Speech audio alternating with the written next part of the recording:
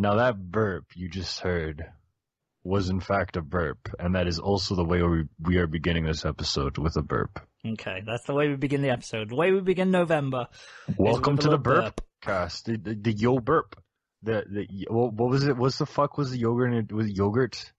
No, not yogurt, because it's already yogurt. No, yogurt in the tube, like the Go-gurt. Go-gurt, yeah. You know, because it's yogurt on the go. Yeah, so it's Go-gurt. Man, I legitimately thought like, it was called yogurt. Like I thought gurt was like changed, and somehow yogurt was something different, like something else. Never mind. What show is this? Do you remember back when Star Wars Episode 2 came out, and they had the Go-gurts that looked like lightsabers? Oh yeah, man. I used to play with those. They still have ones look like lightsabers? I feel like I've seen them in stores. Nothing Maybe like they came back. It was new for Episode 2. Let's be straight up. Not Go-gurt's the like 2 ones, but you know. Like Go-gurt is fucking gross, because like I hate anything that I gotta like go and then shit. And I always hate it when there's like little bits of yogurt left on the thing. Like I'd rather just eat yogurt. I don't want to just like put this stupid thing in my mouth and just like, because all you did is take your fingers and you like squeeze it to get the most out. That's actually kind of grotesque to me. So like, you didn't want to. I mean, I understand the purpose of Go-gurt is to be like the express version of yogurt. So you don't gotta have the cup, you don't gotta put it in, you don't gotta have the spoon. You know, you just really keep it simple. They make it portable, so you can. But like, it was always gross to me. I never was a fan. Like, they don't have like Go pudding or gooding. Yeah, but you can't market Go pudding or gooding as a healthy alternative for your kid's snack. Everyone knows pudding isn't good for you. Well, yeah. But yogurt's got probiotics, probably. Yogurt has some good shit, I guess. People say it does. The sugary yogurts, you know? Little yogurts. Yeah. Oh, I forgot that you pronounced it like a maniac. Right. Yogurt? Look, Go-gurt is mostly sugar. Let's not get that wrong. If we had Go-gurt in the UK, we'd call it Goggurt. Goggurt? Goggurt. Can you get me some Goggurts? When you're out, when you're at Asda or Tesco or Sainsbury's, please. Oh, thank you. Shit. Goggurt. Anyway, Hold up. Yeah. What is the UK version of like 7-Eleven, Max, like those kind of stores? Okay, 7-Eleven is Premier shops. Okay. They are open 7 a.m. to 11 a.m.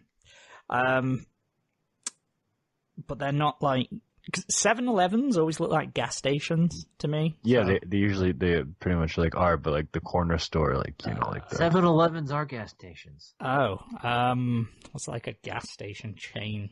I don't know, BP, Shell, something like that. 7-Elevens just always comes to mind because they are predominantly staffed by Muslims or practicing Muslims, or at least non-practicing people who aren't Christians.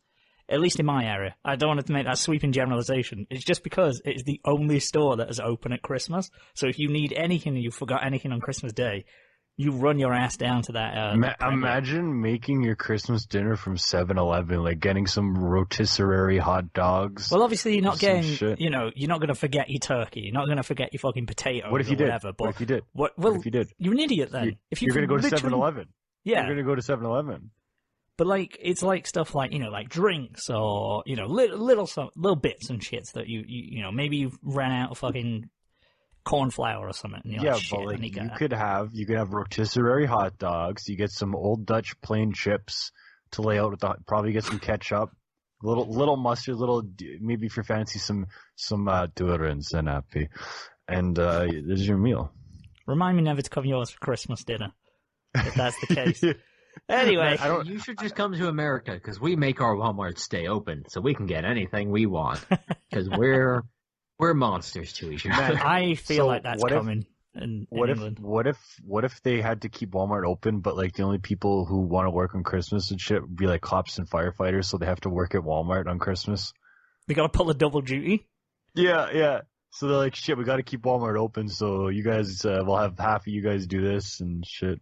The Jeffersons' house is burning down, Frank. Well, these shelves ain't gonna stack themselves. Yeah, exactly. They don't double book them. Yeah. No, because it's important to keep Walmart open so people can buy. So are you saying it's more important turkeys. for Walmart workers to have Christmas off than firefighters and policemen? Because it should be the Walmart workers. Yeah, but if you're like a cop or a firefighter, like there's no way around it. You got to work on Christmas. It should be the other way around. You're an emergency responder. You're there for emergencies. Hold up. It's the life you sign up for. You shouldn't have to work on Christmas just because you got some minimum wage fucking department store job. That's true. You shouldn't also need to go into work at like 10 p.m. on Thanksgiving night because some motherfucker wants to buy a TV at 3 a.m. They should take it in turns. 1 year the cops cover for Walmart, the other year Walmart cover for the police. Yeah. And then everyone's help happy. us the year Walmart employees. I worked at Walmart. Do you want me being a cop? There we go. Man, imagine all the Walmart work. Oh yeah, and there'd be like 16-year-olds and shit. It would be brilliant. Have we introduced the show yet? They don't know what they're watching. We haven't yet. Ladies and gentlemen, boys and girls, children of all ages, welcome to the Manga Raiders Happy Hour, episode 187. This is the show where we talk about manga, anime, and, well, we kind of. We didn't last week at all, but, maybe there was 10 minutes of it. But I've actually got a workaround for this. We just do mostly shit talk. We are the Manga Raiders. If anyone wondered where the name comes from, it's the forum that we all met on. We are representatives of it. Manga Raiders. And obviously it's a forum, so there's general discussion boards. So if you think about it, it still ties into the theme. Look, I'm showing it right now. General. I mean, it's still very much a home base for some of us. Yeah, there you go. I mean, we all at least look at it every day or almost every day. Almost every day. Yeah. I'm not logged in because I can't log in for some reason, but, You might be having some connection issues. But there's several people logged in right now, including our very own Manimal. I can see his face. Oh, it's because I'm trying to go in through incognito mode, but it's not working for me. You sneaky boy. A little sneaky boy, aren't I? I'm still trying to log in. You little sneak. It's because I think it's a location thing. Possibly. Maybe. I might have a VPN turned on as well, because I've got a VPN. Yeah, my VPN gives me trouble. I usually have to turn it off when I'm logging in. Oh, you little dog, give me trouble, Nord. You promised me the world. Now you don't work for shit. You promised me the world for $4 a month. I can get US Netflix at least. That's another con as well. It says it's like $4 a month. It was fucking like £110 up front. Well, it was. But you're also paying for like 3 years at a time. That's true. I'm going to forget about that and get a bill in 3 years and go, where the fuck's that? That's what's going to happen to a lot of us.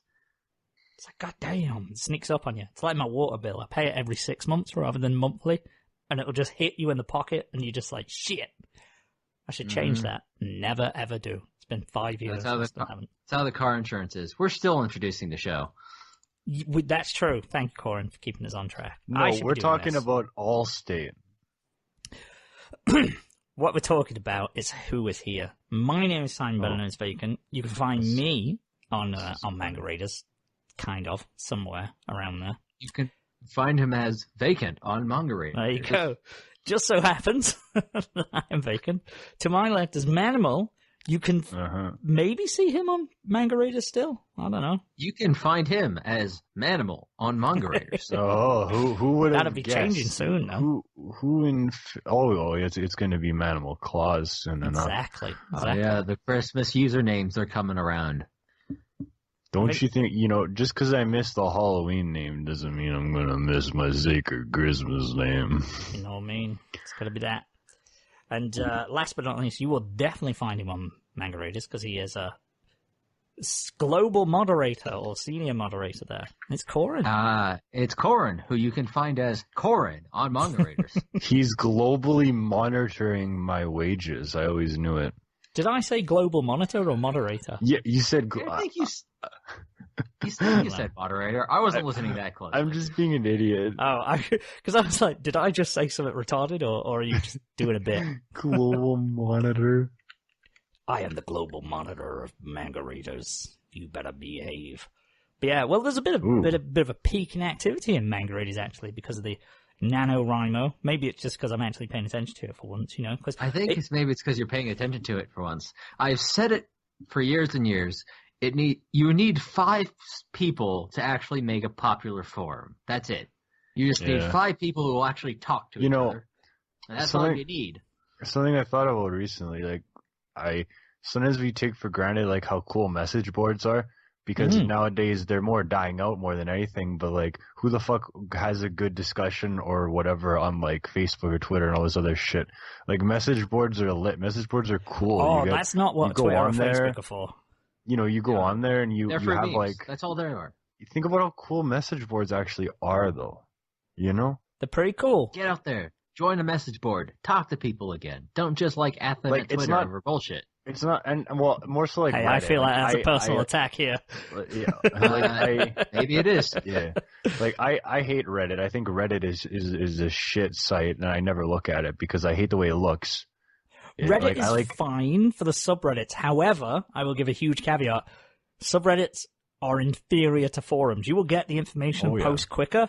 But for discussion, like you say, forums are and there's no better. continuity because everybody's nothing. Like, no one has avatars or anything cool like that. No, they'll have a name. And there's also the same tired and overused jokes on Reddit every single time. There's either the ones that are Reddit site-wide or specific sub-genres. And they are almost always never funny. And like, I always like the connections that you make on message boards, or at least if you're just an observer most of the time, you realize how different people are, and when people have their little rivalries and arguments, and there's so many like little juicy details on message boards, you know? I'd love to do a show one day. I'll grab some people from Manga Raiders and go through the arcs of Manga Raiders. Like, you know, man, how about obviously Corin will be able to do that for us. We're gonna go back. We're gonna discuss BZ Power for the rest of this. Oh yeah. Oh, boy. Look, if you got Lego and I to actually sit down and discuss about the history of Manga Raiders, we'd be here a while. Yeah, sounds like a 12 days episode to me. That kind of. Do you know what? Maybe it'd just be us who would listen to it, but I would love it as a little tiny. Come along, children, and listen to the old days of 2009. You had the Lauren X arc. That was an interesting one.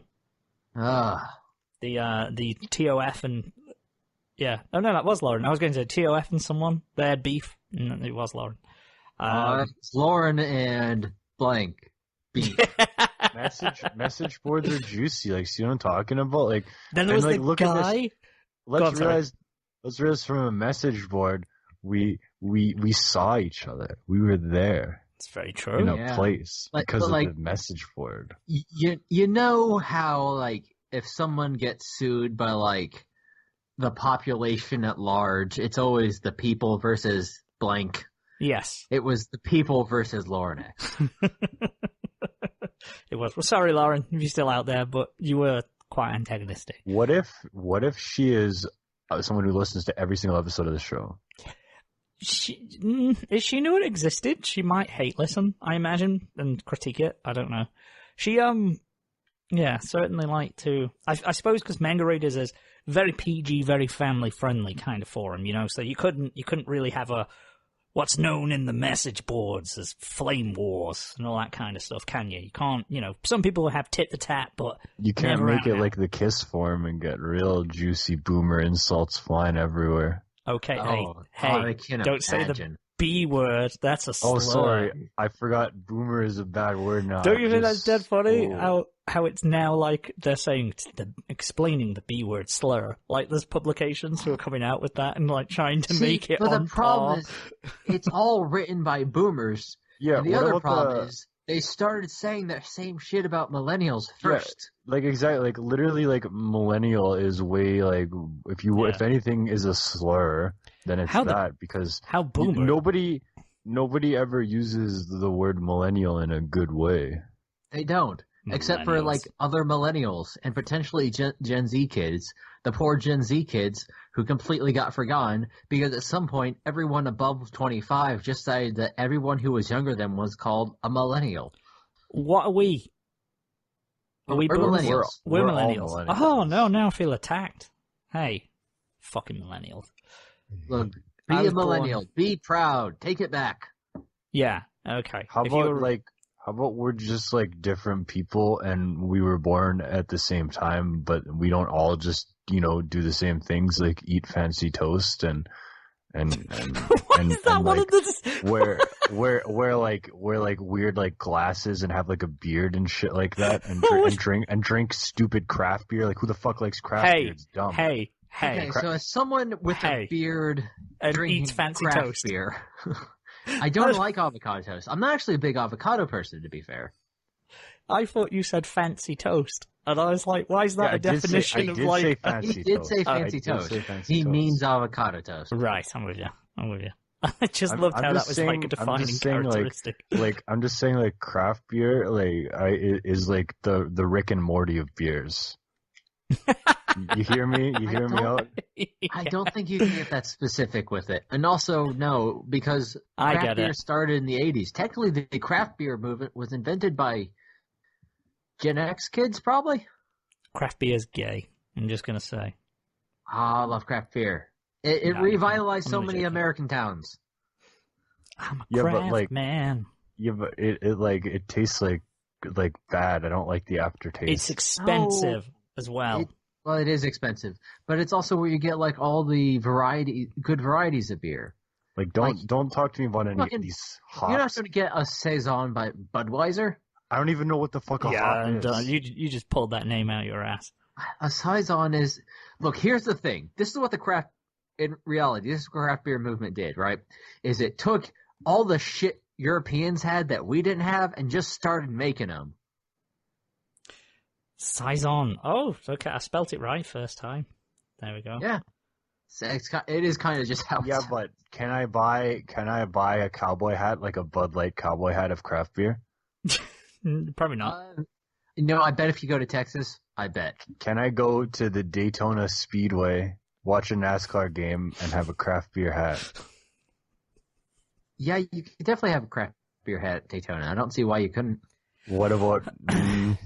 what is this discussion? I don't know. I don't know. You started it. It's always you two. I'm ready to intro the show, get into the intro, get straight into tips and dips. I have done talk more about work some anime. Introing this show than you have this entire time. I did it the previous 186 times. I deserved a week off. They know we're into whatever the show the fuck is about now. Oh, so found out something really annoying. Sorry. What is that? I've done an open bracket on something on the text on the show, and I haven't done another one. And there we go. Fix it, everybody. If you were watching it, there you go. It's all fixed. Done. You silly boy.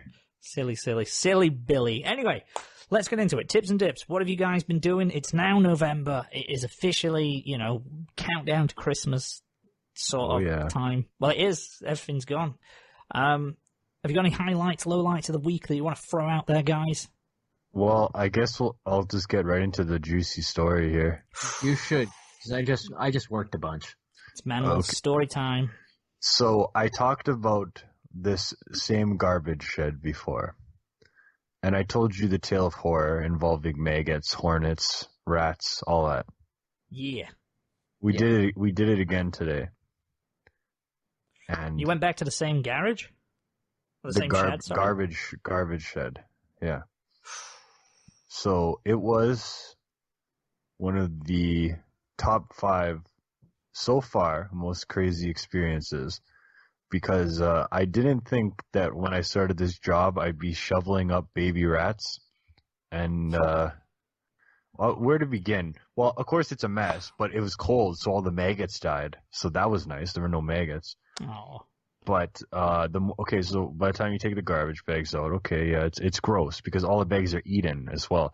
The deeper it gets, the more it just like disintegrates, and there's needles all over the place. There's pizza boxes. There's fluids. It's disturbing. So you're taking that out. The more you take out, the more then you see the first one, and then it all just goes from there because these boys these are big boys, and they run as soon as you take the bag. They just run out, and when they run at you, like your freaking ancient European instincts kick in. You're like, oh fuck, You're like, oh shit, disease time. Is that the ancient European thing? Is oh fuck? Well, yeah, because like they think like like rats and shit like back in the I don't where did the plague reach Finland? Most definitely. But also the plague Yeah. wasn't technically ancient. Oh, I know there is a cutoff for what is considered ancient and what is not. It's one of those things. It's like the difference between archaeology and grave robbing is 50 years. well, ancient to me is like 10 years ago, so we're good. I'll allow it. Because yeah, like you see them, and then you see more of them, and then so all these sheds have like 3 garbage cans in them as well, and that's where they all hang out. That's like the meeting place for the boys, basically. And the garbage shed, like it's not huge, like it's just a shed. You guys can imagine what it looks like, I'm sure. Like it's just like a shed. It's a normal, like smallish kind of shed, and it's made of bricks and shit. There was at least 30 of them in there, and I don't know how they all fit. I don't know how it was. And again, they wait until you have like everything out, and then they start appearing. So we had to, and it was crazy because it was 4 of us going, but I was up in the front line. The other guy took a rake, and then he zip tied like a shovel handle to have like extra arm's length. It was a battle. This is the Vimy Ridge of garbage sheds in simple terms. So these rats, you shoveled rats. Did you shovel them to the outside so they could run off and be free? Okay, here we go. So the rats, okay, as soon as you tip down the garbage sheds, they all start running. They're the boys. The boys are running. It's terrifying. Like Rats are the boys, and they are running. Yeah, you got like 5 of them just. And did you guys know that rats can climb up walls? Yes. I imagine they can climb, yeah. I did not know that they could climb up brick walls. And then there they were, pretty much on the ceiling. And on the ceiling? That's not a wall. That's a ceiling. Okay. Well, they were touching the ceiling, but still gripped to the wall. And then like they would run up and then fall, and then they would run outside. And so there was a mattress outside that had no less than 200 bed bugs on it. And now it was outside, so bed bugs die in the cold. But it's fucking. Have you guys seen what a mattress bed bugs looks like? Thankfully not. Okay, because it basically looks like a bunch of black dots everywhere. It's really gross. So that was bagged up, but the bag was open. So one of the rats ran into the bag, and it wouldn't leave the bag. So somebody used a shovel in a creative way to take care of that problem. And I don't even know how to describe. It was terror. It was pure horror. And they just kept running into like this guy's yard, basically, and just like. That neighbor must have been pissed. They have these beady eyes, and they freaking hop. They hop everywhere, like, and they just run, and they squeak. And one of them, these construction guys were there, and they had this hole. They dug a hole, and one of the rats went in the hole, and it was just looking up. And then we tried to get like a grabber, like a garbage grabber, to get it out, and then it just jumped, and I actually like screamed, and like it was like a whole thing. And I'm just imagining Kirk fighting the Gorn from the end of Star Trek. Oh, that's that classic clip. That classic fight where he's all da da da da da da da. Oh yeah, everyone knows it. There's tinfoil on the rocks for no good reason. Yeah, it was brutal. Like, and then there's babies everywhere. So usually sometimes you see the pink nuggets. We didn't see any of those. Oh, those kinds of babies. They were like more grown like than that. actual human babies. Oh, okay, that's when you call the cops. But so there is like they were small, but the thing is, if you let them go outside, then they just freeze to death in the corner. So there's no choice. They have to go in the garbage bags. Like there's no choice. That's true. And they're also rats. Like what the fuck? They're gross. They're rats. Ultimately, that's the thing. At the end of the day, you can be all for animal activism you want. They're fucking rats. Yeah, like right? I accidentally stepped on one of the babies too, and I was like, oh fuck. Oh, I know, it was bad. It was bad. I didn't know I did it either. And then I looked down and I was like, fuck. And I actually felt bad because you just saw the little dead guy, and you saw like it was actually like quite a scene. And then it's not cool. You still like killed something, but it's I know. It's a rat, guys. They're going to outlive us. There's billions and billions and billions of them. Yeah, and like they're all in this. They killed so many of us. Honestly, we're not even close to even. I'm sure. Yeah, like this is revenge. This is absolute revenge. I'm sure they got down to Abruzzo and wreaked havoc. So this is revenge. Great Uncle Samael, who died in the plague. Yeah, this is payback for that. So it's time. Like, yeah, because then you got to shovel them, and then there's all this other shit. It was a whole production, but we got it done in like 2.5 hours. It was just like, it was messed. But it was also like we were having a good laugh about it. It was just like, gotta do what you gotta do. What you do is very interesting to say the least. This is something that never in my life did I think that I would be combating a garbage shed full of rats and shoveling rat babies into bags. Like, this is like wild. Like, I don't even know how to describe this. It's an interesting life. Yeah, that's the easiest way of putting it. So that's my first little, I guess you can call it a tip, because it's not the worst thing in the world. You know what? I guess so. I have a hard time saying it's a tip, but why not? We will fight them in the garbage sheds. We will fight them in the houses. We will fight them in the alleys. We will never surrender. It's inspiring. Mm-hmm. But yeah, sorry, Corin. Say what you were gonna say. Oh, I was gonna say, what do you got? What's your tip or dip or whatever? Corin said he was gonna say something. Did I? Yeah. I was what? waiting politely. I don't know, because you said it's not really a tip, but, and then... I was referring to his thing. Oh, it's okay, I'm retarded. Sorry, everybody. You're tired. It's very late over there. It is quite late, yeah. You're drinking because you're an alcoholic. That's true. I mean, it's the only way. You're always drinking and never spending your money on your family. Call your mother more often. She misses you.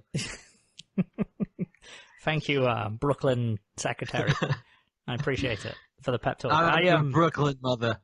Oh, my I'm Brooklyn your mother. But from Brooklyn. Shout out to all them Brooklyn mothers out there. Wish I had a Brooklyn mother. Queens, more specifically. I don't really know a Brooklyn accent, but Queens is very Jewish. Or it was back in the 70s. Yeah, because Brooklyn, I think of like Notorious B.I.G. and that, Well, the thing with all the boroughs of New York is they're constantly changing what their like most represented minority is. Mm-hmm. So they're constantly changing what their actual like stereotypical identity. Well, yeah, I guess, because like Queens specifically used to have a lot of Jewish people, but then the Dominicans moved in, and I think after that it was Latinos, and the blacks took a turn. Basically, it rotates. As Latino, I can do a Latino know all this accent. because I listen to a lot of podcasters who live in New York. I can do voices good, but I'm gonna give a tip for Halloween. Halloween came and went without incident. It was good. Got lots of candy. Loving all the candy. Then we had fireworks as well. Bonfire night. That's why this is coming out a day late, because I was, in bonfire land. It's quite a bit more exciting than America's November the 5th, where we had an election. I voted. Well, everyone should vote. Good on you, Everyone Corin. should vote. Well, it was one of those elections that's very easy to forget about, because it's only for like super local things. Yeah, it's who runs the Corin street. It's city council and stuff like that. It was actually a very big one for my county, because we have this big thing with the public-owned Board of Utilities, and they're always causing people trouble. There's also an amendment in the Kansas Constitution for way our census is taken. So I think we got like 16%. That's not too bad for local. Yeah, for a local. Only. Yeah, for something super local, that's decent. A decent turnout. Yeah. Because you can't pay people to vote half the time, let alone to get anyone out for the general election. It'd be easier if we had, a holiday or something. But I felt kind of bad because I got to the ballot and I had, you had the whole ballot. And I think there might have been a few more things if I was like a registered Republican or Democrat, but I'm not. Was that a gasp? Yeah, it was an audible gasp. He's a registered communist. I'm not a communist. You can't register as a communist. America is, no, you can register as a Republican, you can register as a Democrat, you can register as an independent, which means you're part of one of the independent parties, or you can be non-affiliated, which is what I am, where you don't have any party affiliations. What is the communist? Is it social democrats? There's no communists in America. Did you know that we have a communist party? There is a communist party. Communism is a very dirty word in America. So there's people who are. It's complicated. Okay, politics is complicated. I mean, like socio-political theories are complicated. Well, see, our prime minister is actually the son of Castro. So, Rip Castro. Yeah. So I've heard. My boy. That's why he gets such a deep and complex tan from. He's totally not a white dude with a well-documented history. But no, Trudeau. Yeah. Hey, there's plenty of pictures of him with a healthy tan when he went to fancy dress parties. Healthy tan. Yeah. Basically, your options are Democrat, Republican, independent, which is just a various form of libertarian. Yeah. There's a lot of basically libertarian parties. Okay. None of them go by libertarian, but they're all basically kind of libertarian. And then there's unaffiliated. Okay. That's fine. Yeah, but the point of it, I voted and I knew a few people because I'd done some research. But then it's like, who do you want to sit on your school board? I don't fucking know. I'm gonna circle some names. Man, school, I'm bored. Hey. I don't know about the school. I should have probably just left it blank, but I felt pressure at the time, and I decided to put in some names. Just smash basically whoever had the coolest first names. It's the school board. It's not going to make that big of an impact. I just remembered how much what Simon was telling us before about how amazing British politics are. How there's the Elmo Party or something. Oh yeah, where anyone can the Raving Loony Party. Is one. Just anyone can do whatever the fuck. I just remembered what was it with the one lady and the Elmo Party, they were posing together and shit. Fuck, I can't remember off the top of my head. Was it Theresa May? Someone in Theresa May's constituency went against her, and he was just standing there, and he's called Lord something, and I want to say it's Lord Space some shit. I don't know. I don't know. I just remembered the Elmo Party, and I was like, "Oh man, the Elmo Party." It's interesting. He wanted. I can't remember. I'm pretty certain we went through his resume. Imagine how crazy it would be in America if you guys had an entire party that was dedicated to just one state, because we don't have anything like that at all. The Texas Party, with What's I going to say? Yeah, we've got the general election coming up in the UK, so that's going to be fun.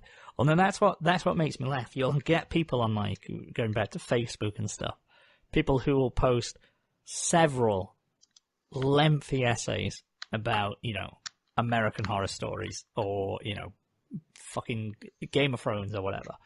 But then I thought you were talking about actual American horror stories. No, sorry, the TV show. We switched from American politics to prestige television very quickly. Yeah, there we go. Well, that's what we do. We do 180s all the time. So we had so you have people who will put these lengthy essays about how they feel about this or a very minor issue, and then people are talking about politics and for God's sake, get a grip, people. I'm not listening to this for 6 weeks in a row. And it's a little bit more important now. It's a little more important for people. To be fair, we've been hearing election shit for the last 6 months. I'm you can't really talk. The American election cycle lasts 2 years. Oh yeah, I mean it was already funny because that's what I'm thinking. The communist things. I saw that. I feel like they were called the Socialist Democrats or something. Or I know it had socialist in it, and they were calling each other comrades, and they did the whole, it's point of privilege. Please don't use gendered language to address people. And then they started. There was a guy who was saying, basically rather than raising points, they just go up to the mic and go, point of privilege. Can we all not talk amongst ourselves because I get very triggered and distracted? And it's everyone gets distracted. Dumb fuck.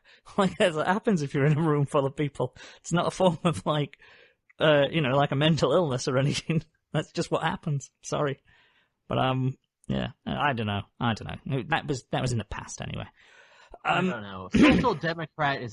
Socialist democrat is a very popular way of saying progressive these days, basically. I'm progressive. Honestly though, like a lot of the when you get to the parties at the moment, to be honest, not to touch too much American politics, anime podcast, but the Republicans have gone very far right, and the Democrats have gone pretty much center.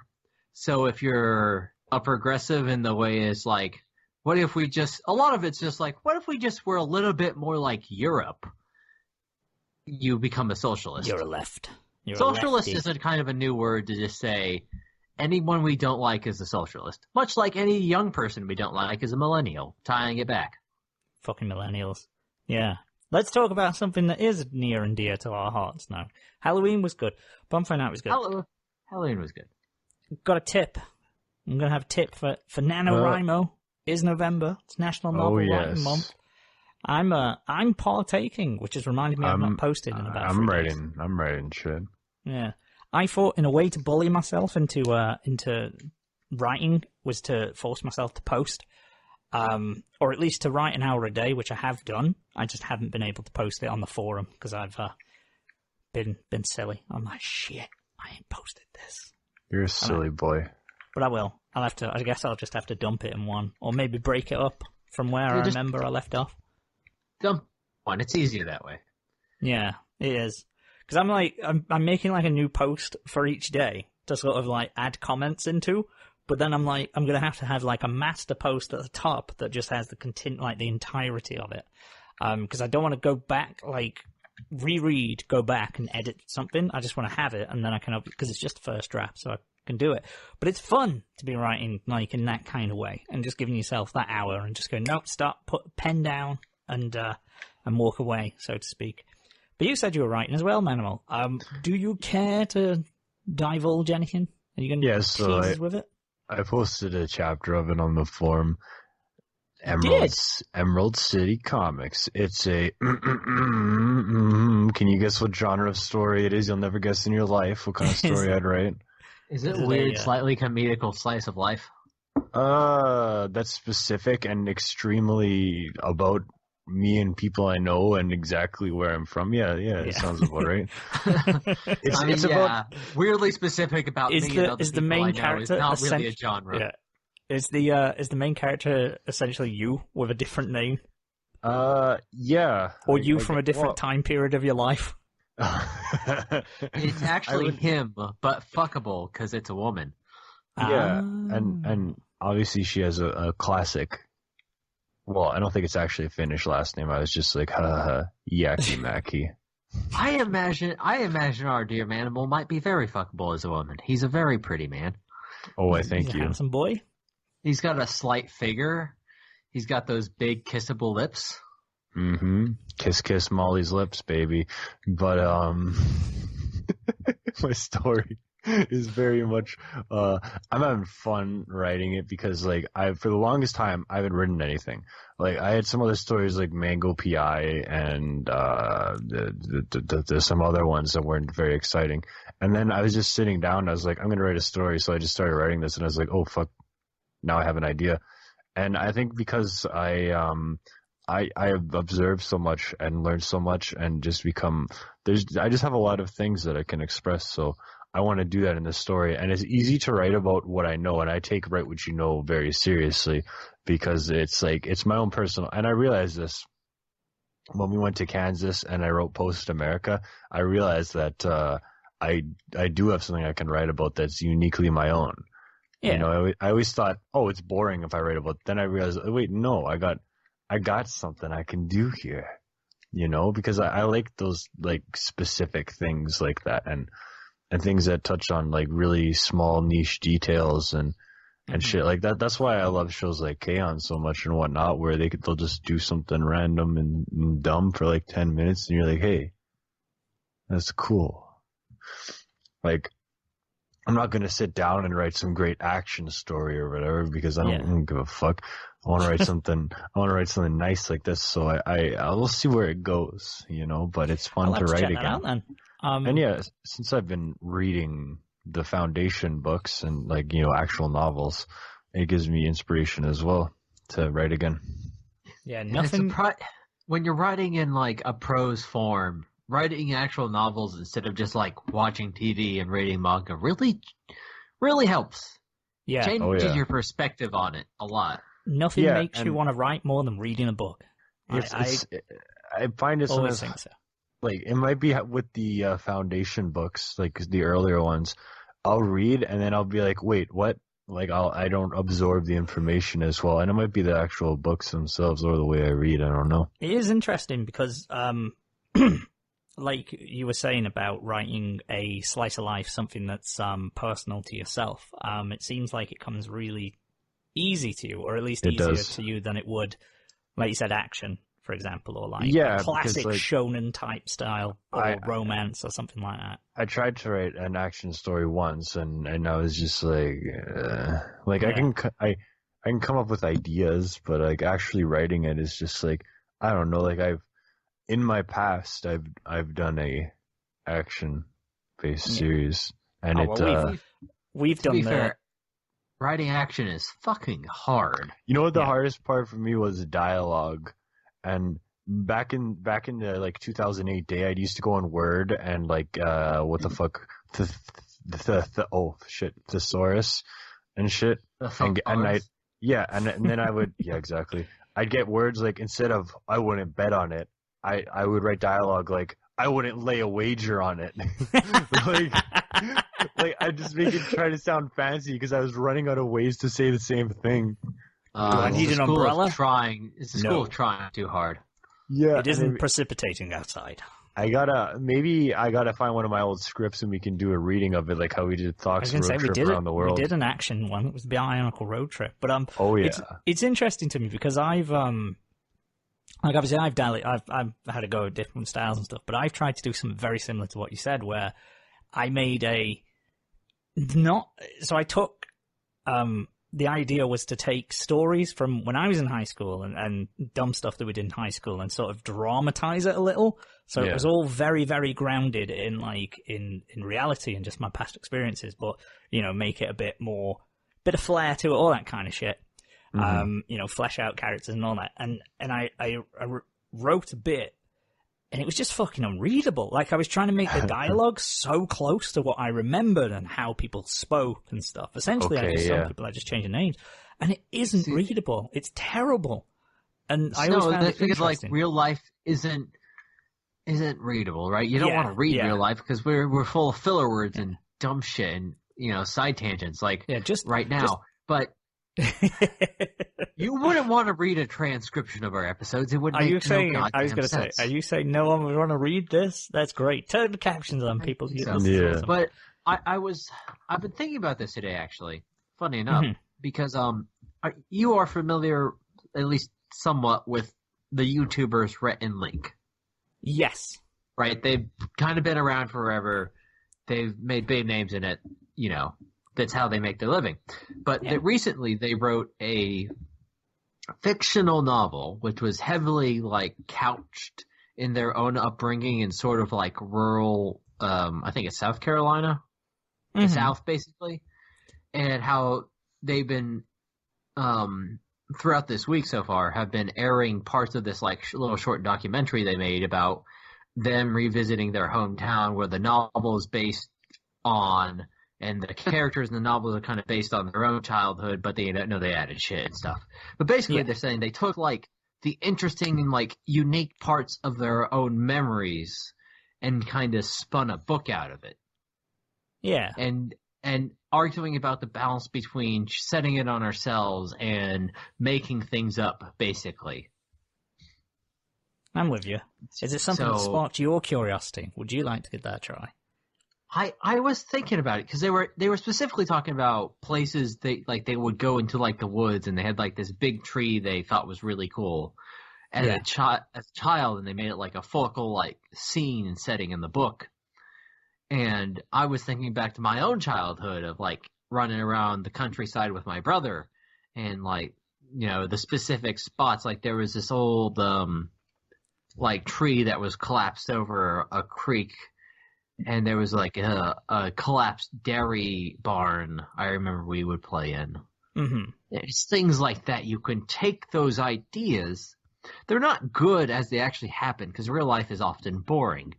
But you can take the thing and change it a little bit and create something magical with it, metaphorically. Yeah, and this is what I realized too, is that since we're all from different places and everything like that, there's so many small details that you can observe about, like you're saying, these little childhood things or stuff you see every day, and you can kind of express that and be like, this is my world, and you put that forward. Like if I say stuff like, the mayor spending $2 million on 2 bent pieces of metal, that doesn't make any sense to you guys, you know, but it's just random, like, assorted details and stuff like that. Like Ice Cream Men, who also rent PS1 games out of that. Yeah, exactly, because like I said, we all have different things, different details, and for me, in this, what I'm writing right now, I want to write about the, like, you know, the kind of stores and stuff that I like to go, and stuff that I've observed come and go, or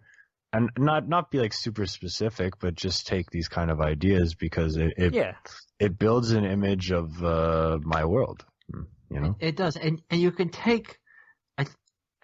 It's not a good way to say it, but you can take those real things and make them more real than real with your storytelling. You can you can make people connect to it deeper than they would say if it was a news article or a blog post. I can make people connect to battling 50 rats in a garbage shed. You can, because if you can take your specific experience and make it interesting, but also like in a generic sense, because you were talking about your new writing thing, and you visit a character, I should say, not you. The character visits a record shop, and of course, I think in my head when I'm reading that of the record shop I go to, which you've also been to, but you don't know which one it is, so that's fair. You have. I just don't think you would remember the name of it if I told you. No. So, but you know, it's that kind of thing where you imagine what you've experienced already in your own life, and you can apply it to what you're seeing, and it feels real because it is real, and that makes it more real for the reader. Yeah, and that's why I wouldn't want to make something that's an exact documentary or anything like that, because you don't want to just make it be like too. You got to make it so people can read it. You know? Yeah.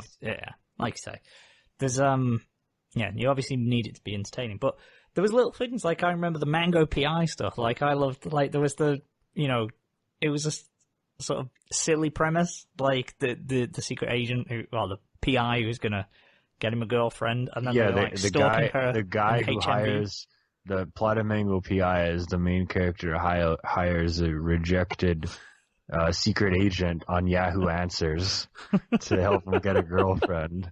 And so it was like they spy on her, and then they also find out that her best friend is spying on her as well with a secret agent from something. Yeah, and they have a duel, and it was like I remember there was a moment where there was like they needed to escape, and I think they got into like either on a scooter or a Barbie car or something. The pink Barbie car, the Toys But R you Us, like listed it immediately, as if it was out of a catalogue, how you did it, and it was just so like it was so funny, just in like this thing that's like pink Barbie model, blah blah blah blah blah blah blah blah, retailing at $3.89.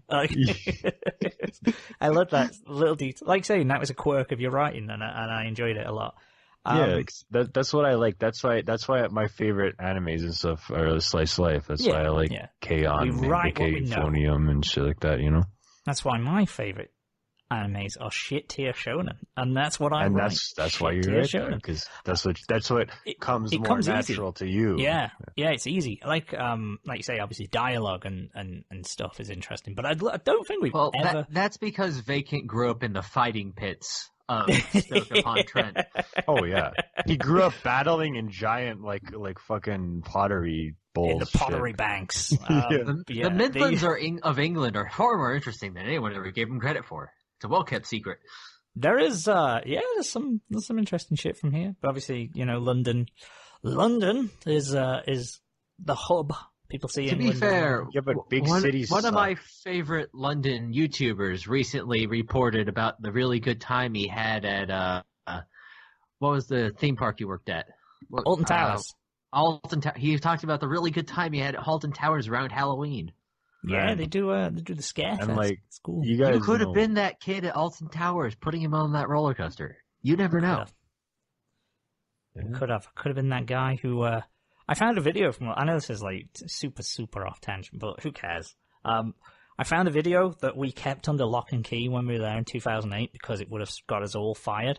And it was when it was during Scarefest, when it was night and it was quiet on Nemesis. And we decided to have a wrestling match in between. So when the train would go out, we'd have a wrestling match on the floor platen, like the little thing that goes up and down. The steel grate. We had and our friend recorded it, and we were like, if anybody saw this, like any manager or anyone, we're done. We're all dead. So it was like a pact that we kept it hidden. And then I found it on like a USB drive ages ago. Of course, you had a wrestling match. I was like, look at the power that we have. So it was seal it with a blood oath. But the I was going to say, getting back to dialogue and stuff, because I know over the years we've had some writing discussions, but I don't think we've ever done anything on dialogue. Maybe that's something we can do. Do you know what? Dialogue is honestly my favorite part, though. Man, yeah. I really got to go back and get one of my old scripts so we can read my juicy dialogue. I would quite like to throw this out to the guys who are doing, not just people who are doing NaNoWriMo on the forum, but I'd love to get some people for a show maybe in a couple of weeks or something, and maybe have more of a writing-focused episode, perhaps. That'd be cool. Could definitely do that, yeah. I've got the writing bug again, so I'd love to do that. But yeah, so glad to hear that you're writing Manimal. I'll definitely check that out for next week. Yeah, I need to catch up on Corrin Saga, the 90,000 pages that exist already. It's really not that long. Well, maybe not 90,000. Yeah, it's maybe probably the whole thing from beginning to where I am now is probably less than 1,000 double spaced. And that's between 1,000 guys. 3 books. That's less than 3. That's 3 books. That's a free book. Just 3 books, everybody. I don't know. The third book's longer than the first book and second book, and it's only a third of the way done. It's going to be. It's a goblet of fire of an affair. Yeah, I had that same issue when I was writing. So I like to have arcs. Like I like to storyboard, like plot out arcs, and I was like, we're going to have 12 nice, neat, even arcs. So the first, second, and third are about the same size, and then the fourth is bigger than all 3 combined. And I was like, well, that shit's out the window. Because I was like, I could break this up, but no, it's not going to work. It doesn't feel right. It's got to be all one arc, because it doesn't make sense to break it up. So, you know. Well, it depends on your thing. I specifically set out at the very beginning of this to write 3 distinct books. 3 distinct arcs, as I've called them, because that was the parlance in it. They really are more books at this point, and I should come up with an actual title for any of it, but... I got one. Saga. Sken Saga. There you go. It was the thing I came up with in 5 minutes when I was 16. I need to come up with something better. But that's the problem. You need someone with an eye for, like, publicity, right? To come up with a good name that's going to stick, because it's just the name stuck in my head right now, and it's not because it's a good name. It's not a good name. It's just the name I gave it, and it's hard to think of another name because it feels wrong if you call it by any other name, because it's a thing you've been writing for the last 10 years. Yes, I'm in the same boat. I think I've come across an alternative name, but it just still doesn't feel right, but I've got to force myself to use it. I've got to force myself to use the new name, and then it'll feel right eventually. Is the new name a top secret? No, it's on the forum. It's not bad either. I was very confused when I first saw it, and he was like, this is definitely not the story I used to call Heavy Rain. What's the new name? Absolver. Oh. So the theory behind it, or at least also my a name of a it, video game. Sounds like a 1978 Judas Priest song. Yeah, I wanted something because I was like, okay, what are the names that stick with me? The first one, I know it's obvious, but Bleach. Bleach sticks with me. I've always thought of Bleach. I'm like, Bleach is like such an interesting name for where he got it from, because he's like, they cleanse spirits. Like, that's where it supposedly comes from. It's like them, almost how bleach will like cleanse stains I've heard from clothes. Multiple explanations for where the name comes from. Yeah. So that was the thing, because it was just a little tagline that the agents, the profession of the main character, they were originally there to hunt demons before demons largely considered a myth now, and feral beasts, and when they kill them, because they have the authority of the faith of God, apparently, or at least they believe they do, they can absolve them of any sins or any wrongdoing they've done. They will in turn they will take that on, so they can send them off to the other side and paradise, and they can absolve people of any wrongdoing. So they're almost judging people. That's the theory. That's what I was like. There you go. It's a one word. That's what I wanted. I was like, I want a one word title. Naruto, Bleach. Can't think of any other. One Piece could be hyphenated. One Piece is one. Dragon Ball. It's always like 3 syllables or less. Yeah, because I was like, Fairy Tale, named after a place. Naruto, named after the character. Bleach, random obscure detail. It's a random obscure concept, but God doesn't it sing though? Yeah. It's fucking Bleach. What the fuck's it about? Fuck if I know. It's called Bleach. Death Note, named after the Death Note. Full Metal Alchemist. That's his nickname. Your title needs to be like, it needs to pop. That's what it needs to do. K-On! I actually don't know why it's called K-On! Why is it called K-On? K-On is the name of, is the music club, they're K-On. So it's K-On. Oh. But like K-E-I-O-N, and then it becomes K-On. The point is, you can put an exclamation point at the end of it and go, it's K-On! Yeah. No, it's Demon Slayer. It's Demon Slayer, Man, the most iconic part about K-On is the middle part where it's the tape. K-On! That just sounded like next episode, done. Dun-dun-dun-dun-dun. It's the motherfucking Yui. Then you get the little continue next episode symbol. Or I forget what it translates as. It's always like just it's next time or something like that. You know the one I'm talking about. Yeah. I know Too big. The little it's like the carrot looking thing and the circle with the dash on top. Yeah, the little U, sideways U thing. What a little that is their U. I don't know. Anyway. Anyway. Yeah, a title, it needs to pop, it needs to stick in your mind. It's like, to use like a very popular example, obviously, Harry Potter, right? It's very simple. It's Harry Potter. It's a name. You can remember a name. You remember lots of names already. It's very... Like, if someone came up to me and was like, I'm going to call my book Harry Potter, I would say that's fucking shit, because like, what does he do? Yeah, pottery? Is he a naming convention. Is he a hairy boy that does pottery? Like, he's a hairy boy. He's a little hairy boy. Thing. But if you walk up and say, I'm going to call my book Harry Potter and the Philosopher's Stone, I was stuck between philosopher and sorcerer. You're going to say sorcerer. But that's how it's in America. Harry Potter and the Philosopher's Stone. But Sorcerer's Stone has better alliteration. So Harry Potter and the Sorcerer's Stone. You got something there, because that's exactly that shit that's all young adult novels are going to be about in like 10 years. Harry Potter Goblet and of Fire. Yeah, because goblet. Harry Potter and the works very well. Yeah. Yeah. Right? It does.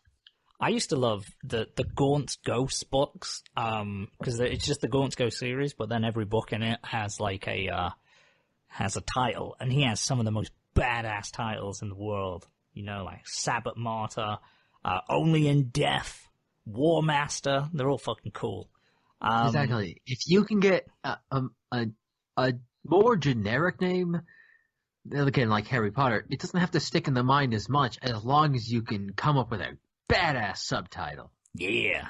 Because an interesting subtitle will sell you on something a lot more often than just the pure name recognition. Because if we look at, let's say Star Wars, right? Star Wars is easy. Everyone knows Star Wars. Star Wars gets people in the gate the first time around. Okay? Easy. Understandable. Back in the late 70s, it wasn't Star Wars A New Hope. It was just called Star Wars. Nobody knew about subtitles. But then Episode 5 comes around and it's called The Empire Strikes Back. And it's like, fuck, I want to know what that's about. Yeah. I like Star Wars, but now I really got to see this one. Yeah, that's the thing. No one calls, like, if we refer to them, I would refer to it as, The Empire Strikes Back. I wouldn't go, Star Wars, Empire Strikes Back. Like, yeah, I just what are you, subtitle. a square? You're a square. If you're really in the know, you just call it Empire, and everybody knows what you're talking about. And that's because why the subtitle has such a name recognition. Like, even me, when I say what my favorite movie is, I just say A New Hope, you know? Yeah. Exactly. Subtitles. They're worth something, man. I drafted a zombie story, and I called it For Whom the Bell Tolls. And that has nothing to do with the story, but I thought that was a cool-ass name. There's some Metallica just gotta shit? stick in the head. They gotta stick in the head. They gotta be good. Might as well That's call a book Harvester of Sorrow next. Might as well make Metallica did not come up with the phrase "For Whom the Bell Tolls." Yeah, but now they own it. It's an old saying. They don't. I'm pretty sure whoever came up with it owns it, or they're dead. It's in the public domain. That's an old phrase. If you use the phrase now, it's just same with Iron Maiden songs like "Be Quick" or "Be Dead," or "Where Eagles Dare." I don't know. I think it's maybe just you who would assume that, because I think it was also Hemingway used it. Joke's on you, because the zombie book was about Metallica. There was basically a rock concert for charity where all the famous heavy metal and rock bands are, and the zombie apocalypse happens, and it's just like Kiss and Metallica and Led Zeppelin just fighting the way out with their instruments. Oh, as it turns out, it was written by John Dunn, because John is done with your Metallica bullshit. I regret to inform you a disturbing fact that Metallica and Led Zeppelin were never around at the same time. They weren't. That's why it's a rock okay, I guess I didn't say it. I meant like a sort of reunion tour, like now, set in the modern times, where like they're there and they're all old. Okay. Like, they get left and John dead. Dunn's also there, but he's a pile of dust. Yeah. They just dig up John Dunn's grave. Are you talking about John Donne? I hope it's John Donne. Are you talking about Led Zeppelin drummer John Bonham? No, I'm talking about John Dunn, 1572 to 1631. He's definitely done. Only lived to be about 59. Perchance he for whom the bell tolls may be so ill, as that he knows not it tolls for him, and perchance I may think myself so much better than I am, as that they who are about me and see my state may have caused it to toll for me, and I know not that. That sentence doesn't make any sense. What the fuck are you doing, 16th century England? I'm just saying, if I went out there and I called a book The Loneliness of the Long Distance Runner, then it would just be like, oh, it's an Iron Maiden song. I wouldn't have got that. An Iron Maiden I wouldn't song? have known that. Well, Yeah, I wouldn't have known. My first guess was that it was the name of a Fall Out Boy album. And like when somebody's like Alexander the Great, I'm like, oh yeah, it's an Iron Maiden song. It's the last song. No, I absolutely would think of the famous the historical character. Great. The first thing is the fucking song. Well, you don't think of the person, Alexander the You don't Great. think of the last song off Somewhere in Time, Alexander the Great? It's not even a good song. Yeah, so you know Jesus Christ? Oh, do you mean that character Mel Gibson played? But hear me out. If somebody actually says the phrase like the doomsday clock thing, 2 minutes to midnight, it's an Iron Maiden song. Like there's no way around it. If someone says 2 minutes to midnight, it's Iron Maiden. That's fair. They also might think of just the nuclear clock. Also, Mel Gibson didn't play Jesus in that movie. Who played him? He directed. Oh, okay. Who actually? He directed Passion of the Christ. Passion of the Christ. He's very passionate about that, directing it. Jesus. Wow. Happy birthday, baby Jesus! For Joshua. 40 Yashua, days. as it would have been said. I'm just saying, if somebody says Brave New World, I ain't thinking of the book. I'm thinking of the Iron Maiden album. No, I think it's just you. I think it's just you. I'm thinking Let's about I don't know. see, It's a pretty good album, man. It's a pretty good record. Yashua, or Jesus, as they say, was played by Jim Caviezel. Caviezel? Let's see. Good, what else? good one, He was Jim. in Frequency, Thin Red Line, The Count of Monte Cristo. Do you think he dresses up as Jesus for Halloween? Or I actually hear he had like a really terrible time on that movie. I hear like when he was actually tied up to that cross bleeding, they really just let him pass out up there, and it was kind of terrifying. He was in Savannah. Nah. I left half my heart there as well. Shall we? Nah, Wait. I still got another tip. Go on, go. So, new Call of Duty, it's here again. Modern Warfare, and you guys know me. I'm the kind of guy. I'll play a Call of Duty game, and the next one comes out, so I'll play that game, and then the next one comes out. You know, you might call me casual. You know, you can call me whatever you want. Like, I'm sitting here playing it right now. Like, it's just one of those things. So, Modern Warfare. I hate that they just called it Modern Warfare because now it'll be confusing when you talk about the games. Yeah, you have to say it like with the date afterwards, so it's Modern Warfare 2009. Yeah. To be fair, though, the first one was just Call of Duty 4 Modern Warfare, not just so Modern Warfare. You could say COD 4 if you want to refer to the old one, I guess. But so this game, I've played through the campaign. I mean, it's a Call of Duty campaign. It's like 5 hours long. And but is it well written? It's not bad, actually. The campaign it's kind of interesting. I mean, I think they say a few things, and actually there's subtlety. If that's wild. I think the first Modern Warfare game made its bones on the fact that it had a good campaign with the second actual one was even better. Subtlety in it. The Modern Warfare 2 had an absolutely amazing campaign as well. I played the campaign of all the first 3 Modern Warfare games. 2 and 3 did not hold up to 1. I mean, the scene, like the Homeland Invasion in America part of Modern Warfare 2 is some pretty good ass shit. You had a fight out in a off-brand Burger King. Yeah, but the point is cool. The point is that you're fighting through like towns. Like you're like, oh shit, this is happening. But then you also be like, we gotta save the senator. Fuck the senator. They got us into this mess. Yeah, stupid senator. I don't know. I mean, Black Ops 1, I think, is just easily the best campaign in the entire series. But Modern Warfare, like this game, actually, the story isn't bad. I enjoyed playing through it, and I think it's worth it to just play through it, like in the 5-hour thing. Because, like I said, it's a little subtle, and there's some. Obviously, they talk about some recent things involving Russia and stuff, but in different terms with different countries. But it's obvious what they're saying. It's not Russia. It's spin the wheel. Mongolia. Mongolia is invading America. Well, it's more like it's not Syria. It's another country that they're. But not Syria. I thought the campaign was good. All those poor fuckers to die. The campaign is good, and the multiplayer is decent. It's a faster game, definitely, and they've, once you get used to the mechanics, which takes all of like 5 seconds, it's just another Call of Duty. But it's been fun, and like any of these games, the thing that keeps you coming back is how satisfying it is when you go on a tear, and you're just like, oh yeah, baby. But I just wish that these games would have a simpler create a class system, like in Black Ops 2 or something like that. Like, I really thought that was great. But now it's just stupid. Like if you want to add attachments to your gun, you got to go to some extra thing like Gunsmith, and then you go through all these different. Change the layout. There's too many categories. There's way too many categories. When in Black Ops 2, it was nice and simple. That pick 10 system was beautiful, and everything was very clear.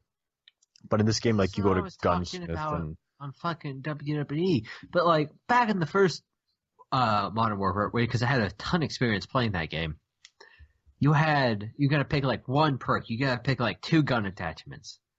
Is that too little?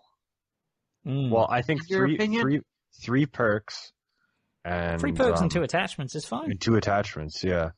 I mean, that's about right. And then you can use. Yeah. I like in Black Ops 2. I like the wild cards, so you can have 3 attachments or something like that.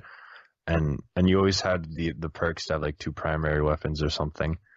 And I liked it in Black Ops 2, though, because you can balance it. So if you wanted to have an extra attachment, you can not have a secondary.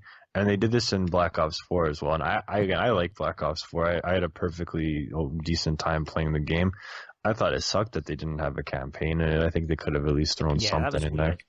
And I played Blackout once, and I don't like Battle Royale games, so I never played it again. But the game was fun, and the Black Ops games actually have character and color. The problem with Modern Warfare is the maps are boring. It's like gray barf. Like, you know, it's the same old Call of Duty shit, and a lot of the maps are too big for team deathmatch. So you'll be running around forever, and a lot of games end on time limit. And it seems like the lobbies are never full all the way, and some of it's just boring, like just running around. And it's like they half remade certain maps. Like in Modern Warfare 2, if you remember the map with the plane in the middle, like in the Middle Eastern village with the plane in the middle. I do. That was a great map. Yeah, they remade that almost, but they just took the plane out. See what? That sucks. See, I always thought that back in my day of college, you know, playing the Call of Duties, because I think I made it up at least through Black Ops. I definitely. Oh. It's just cut out. Are you there, Matt? I guess he's dead. Uh-oh. Man died. He said something bad about Call of Duty. He went. But, well, I mean, we'll wait for him to come back. But in the meantime, I'll say the map design in this game is very boring. And I always liked it in the Black Ops games that they had cool maps. Like in Black Ops 2, they had like that skate park. They had, obviously, Nuketown. But all the other ones, they had character. And this game is just boring and more sucks. boring. That's part of the fun, is the actual interesting maps. Like, you know, that's what makes the game good. And like it's the same. Like I didn't like obviously the maps in Ghosts weren't good, and World War II just wasn't a good game in general. Well, I will disagree with you on that. I thought World War II was decent. I enjoyed World War II. Well, I'm happy you enjoyed it. I think it was coming back from the Advanced Warfare. I think it was the last one I played. Because I went from Ghost to World War II. I didn't play the 3 games in between. Yeah, I didn't play Infinite Warfare. I don't think I played Black Ops 3 before. No. So I went from Advanced Warfare to World War II. And I wasn't too keen on Advanced Warfare because it kind of just felt like a Titanfall-esque ripoff without the Titans. Titanfall 2 was sick, by the way. I thought that Ghost was so lame that I didn't even want to play the next game as well. But this game will prove to be fun anyway. Like it's enjoyable. I wish there were better maps more than anything, and I wish they could just make a simple create a class system again instead of just getting way too complex when it shouldn't be. You know? Yeah, I don't know why they fucked that up. That's annoying though if they've changed all the menus because they just worked fine. And I think I just like the simplicity in the other games. You know, like in especially in the Black Ops games, I really loved the menus in the first two.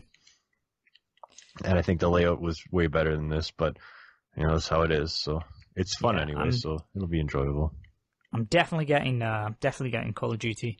And both I'm gonna get Death Stranding as well.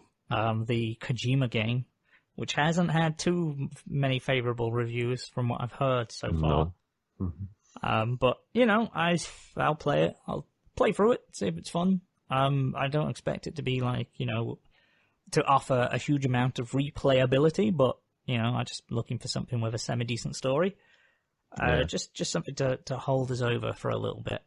Yeah, I'm waiting for like another like brilliant Spider-Man to come out. You know, another game where I'm just gonna play through like that. Yeah, Last of Us comes out in February, Final Fantasy VII in March, and Persona 5 Royale in. They haven't said, but I would guess April. I'm going to assume, even though that's already out in the US. So I've now stopped going to the Persona 5 subreddit just to avoid any kind of... I mean, I say spoilers. I know what happens in the story. They're not going to change the fundamental story, but all the little extras that, you know... Well, and something that I hate, if I'm going to buy something, I don't want to know what people think about it. I want to form my own opinion. Like even with this game, I didn't even look up footage for this game. I had no idea what it was going to look like. I like to not just know, like, I hate looking at reviews and stuff before. Yeah, I used to enjoy. What I miss is the magazine reviews. You know, when you get a little magazine, and you've got a few screenshots that you would just study. Like you'd fucking scan those screenshots through and be like, right, okay, blah blah blah blah, this is happening. Mm-hmm. You know, that kind of thing. I miss those magazine reviews because they used to get me pumped for a game. Like I'd read them, and you know, because I suppose with the internet now you can look at everything and go, right, yeah, that's that. Because you couldn't just go and buy a game on tap, I suppose, when I was young as well. Yeah, the thing is now everything's out there anyway. There's no real sense of mystery. Yeah, you'll get leaked gameplay or leaked footage from movies if you look for it. Like, you know. Yeah. There's all that. Like there's a leaked Star Wars visual. Man, it was so one my favorite leak was leaks for Halo 4. It was just like some employees, like months before the game came out, somebody was just filming like a really shitty TV screen of them playing like multiplayer in Halo 4. Yeah, and I found on the old Halo forums, I was like, oh shit. And it was weird. There was some surreal, weird, like, it was creepy. It was actually genuinely, they put creepy music and visuals and stuff, and they were filming it on like just a shitty camcorder of like multiplayer footage. And then it was an actually true leak. It was actually what the game was, but it was juicy. It's always good then, because then you can speculate over the leaks and go, is it real? Oh, is it yeah. gonna be this? Are they going to change it in time? For me, Halo 4 is definitely going to be, definitely was the last game that I'll ever be that excited over, and that, like, try to look up everything before it comes out and everything, you know?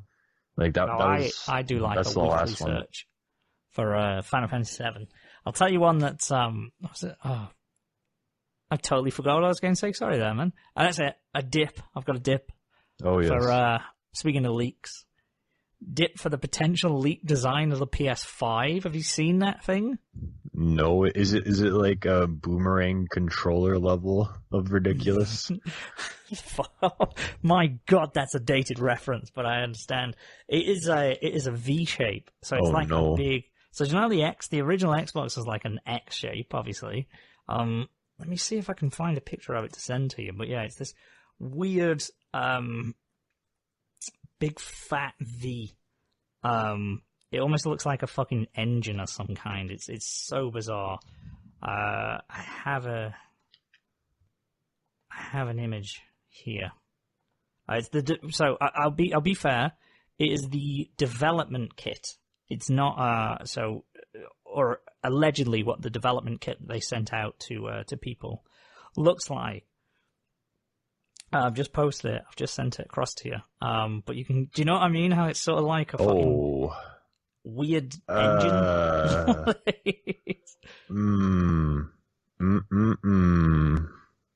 I don't like it. Neither do I. Really, really hope that's not the. So are these things like? Wait, what is with the pause, fast forward? What is with the CD player buttons on the front of this thing? This is what I said. It's got a fucking where is it? That's not right. They're not going to ship it like that. That doesn't make any sense. There's like a fucking DVD logo somewhere. Yeah. This is not real. This is not. There's no way. This is not. Oh, no, it's an SSD. This is absolutely not real. I hope not. I really hope not. Do you really think that they're going, like? Hey, he's back. He's back. There's no way this is real. I'm back. I don't know. I hope. Why would they put out a game system that has DVD player buttons from the early 2000s on it? Because that's what. Like, this isn't the PS2 playing DVDs. How revolutionary! You got to buy the remote. Like, this is like, we're past that. Can you hear me? We can hear you. Okay. Welcome back. I still think that's still fake. We talked about this. I think it's fake. It has to be. It's not. So. I don't know if it. Okay, I should say it's not fully fake, but it is definitely still in like early doors, to use a British expression. It's early doors. Because I think as they've said, that is definitely the development kit people have been like other game development companies have received. Mm-hmm. But it doesn't mean that's the final box they're going to put it in. Obviously, it's going to have a shit ton of more buttons to make it easy on developers. They're not going to ship that thing out to the actual consumers. I hope not. I don't get how the vents are supposed to work now, because it's like a little valley inside it, but surely it's just pushing hot air out into each other. Well, not necessarily, because if the hot air is going out the back. Oh, is that the cold air coming in through the... It might be. I mean, if your processes are all up kind of there in the U shape of the PS5, and it's pulling air through the U shape and out through the back, then it actually makes maybe a lot of sense, because they're giving it a lot more surface area to pull air through. Mm-hmm. Okay, that makes sense. That makes a lot more sense. That's why we have trained engineer coring on here. Well, it's not exactly my expertise, but I can only assume that there's some very smart people over at Sony who know how to build some electronics. Corin's lying. He actually is a Microsoft engineer. He's working on the new Xbox. I wish. He can't tell anyone because it's a little trade secret. So it's all right. No, you don't. You let me get rid of that. Let me get rid of that garbage. Even though, I mean, I'm a Sony fanboy. I can't pretend to be anything else. Even though I might be committing the sin. I'm getting a Switch, I think, for Christmas this year. Just because, they've got some good games on there. I do want the Switch. The Switch looks cool. And it has a lot of stuff that I can't play on other things, like that new Luigi's Mansion. There's a new Pokemon with an open world mechanic. Fortnite. It's just going to be sick. I also just want to, play shit in my bed again. I want to play with shit in my bed again. Oh, but I got yeah. kicked out last time. Pitch a real fat boy right there on the sheets. I am proud to say I haven't shit my bed since I was... I've never shit my bed.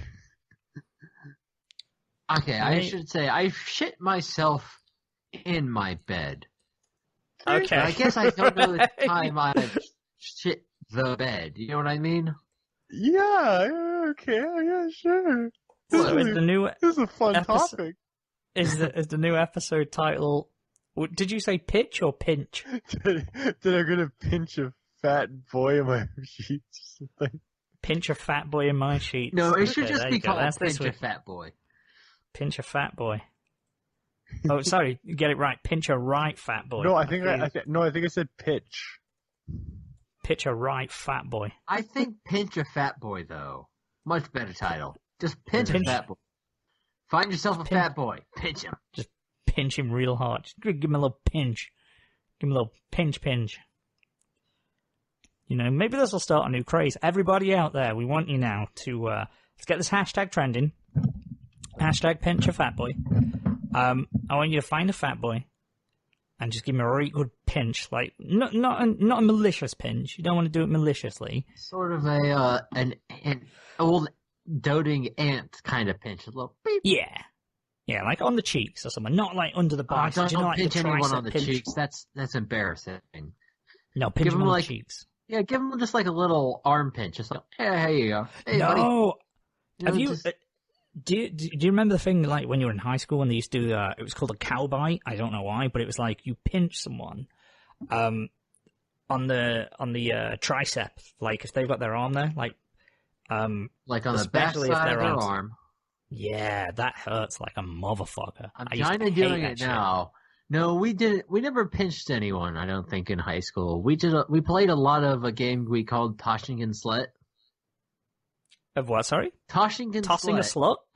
Tossing and Slut, which we assured ourselves in high school. I've never double checked this, but assured ourselves in high school translated to pocket sex in German, where we would take two fingers, usually the middle and pointer finger, put them together, and then dip them in and out real quickly of someone else's pockets. And you would say, Tossing and Slut. I was going to say, you have to say it out loud when you do it, like, whoop, and you do it. It'd be a little, Tossing and Slut. That's how you play Tossing and Slut. I thought you were saying tossing a slut. We played tossing a slut. It does sound like Tossing a Slut, but it's Tossing and Slut. Tashingen Slut. Whoop! Just do a little scoop. I enjoy that game. I mean, there was also the titty flip, which is exactly what you imagine, where you put a little pressure up on the titty, just enough that it can have a satisfying flop back down. What if you were licking a nipple and then all of a sudden the texture became like ice cream? What'd you do? What, like it scooped out? Yeah, so you're like lick, and then you're like, oh fuck, like it just like ice cream. I have serious concerns about my girlfriend's well-being and whether or not she was a rotting corpse. A nightmare. Yeah, that's horrendous. I don't want any part of my girlfriend to come detached. So now that I put this image in your mind. Anything we do in bed together. Now that this image is in your mind, I want it to just stay there. Please no. That's horrendous. Let's move on. Anime. Anime. For Christ's sakes. Oh no, anime has big titties in there, and that'd probably be if there was any medium where a nipple would become an ice cream and detach, it would be anime. Oh hell yeah, brother! Like it's literally the only medium that could fit in, or like a hentai doujin that exists out there. There was one. Hentai, that's the truth. They are some of the most depraved but creative minds out there. When we did the echisode the other year for one of the 12 days, I remember there was one where it was a unicorn or a centaur. I think she was a centaur actually. Yeah, she was half woman, half unicorn. She was a centaur. Yep, I recall. And it was the whole. She had sex with the breast. Like she put her horse penis into the nipple and like had sex with a tit. And I was like, this person who wrote this probably has never had sex. Like, that doesn't work, but whatever. Anyway. Yeah, there's a lot of weird nipple sex. Japan are big on nipples. You can't put your dick inside a nipple. That's not how it works. You can't fuck a nipple. With that note. Or if you can. I mean, I guess you can, like, pump into a nipple, but you can't, like... There's only so far you can go. Maybe just the tip. I don't know. I don't know. Look what I've done by saying one sentence. Anime. Please. I'm gonna go now. So all right. More than a sentence, you bastard. You guys have fun at the rest of the show, and talk to you guys next time. All right, Manimal. Well, we'll see you next week. Thanks so much for planting that image with us. The seed of that insanity. Yeah. Be sure everyone to check out my Grand Tale. Emerald Hill Comics. Emerald Hill Comics. Until next time, if there's poop, there's shit. Thank you, Manimal. Thank you. We'll see you next week. Yeah, check out Emerald Hill Comics. We could leave a link to it, actually. There's no reason why we cannot. Go onto the forum, Manga Raiders forum, or forums.mangaraids.com, or just Google it. You'll find it. And you can navigate it, join up, and you can speak to us lovely lads on there. You could speak to lovely lads like ourselves. If you ever wanted to speak to us and we weren't checking our SoundCloud, uploads, which I don't. You can talk to us on there. We're a lot easier to find. Yeah, we're more active and approachable on there. And there's also people who are less crazy than us on there, who will talk about anime far more than we do. To be fair, we're definitely not among the craziest. That's true. That is true. We are going to talk to... You might even find some discussion about the fall season of anime, which is what we're going to discuss right now. So, as always, let's start with the summer season leftovers that we've been watching. Dr. Stone. Dr. Stone. Touched over last week because we're 2 weeks behind technically, so we got a couple episodes to cover, 17 and 18. Yeah, fuck it. There was some space stuff, and then everyone showed up, and they died, and now we're actually getting into some good-ass war shit. Yeah. With the Empire, as it's being referred to as. The Tsukasa Empire versus the Village of Science, the Kingdom of Science. Kingdom of Science, which is also problematic, but whatever. So we wrapped up the spacing. Turns out that Senku's father, who's not his father, well, not his biological father. Looks exactly like him, but is definitely not his biological father.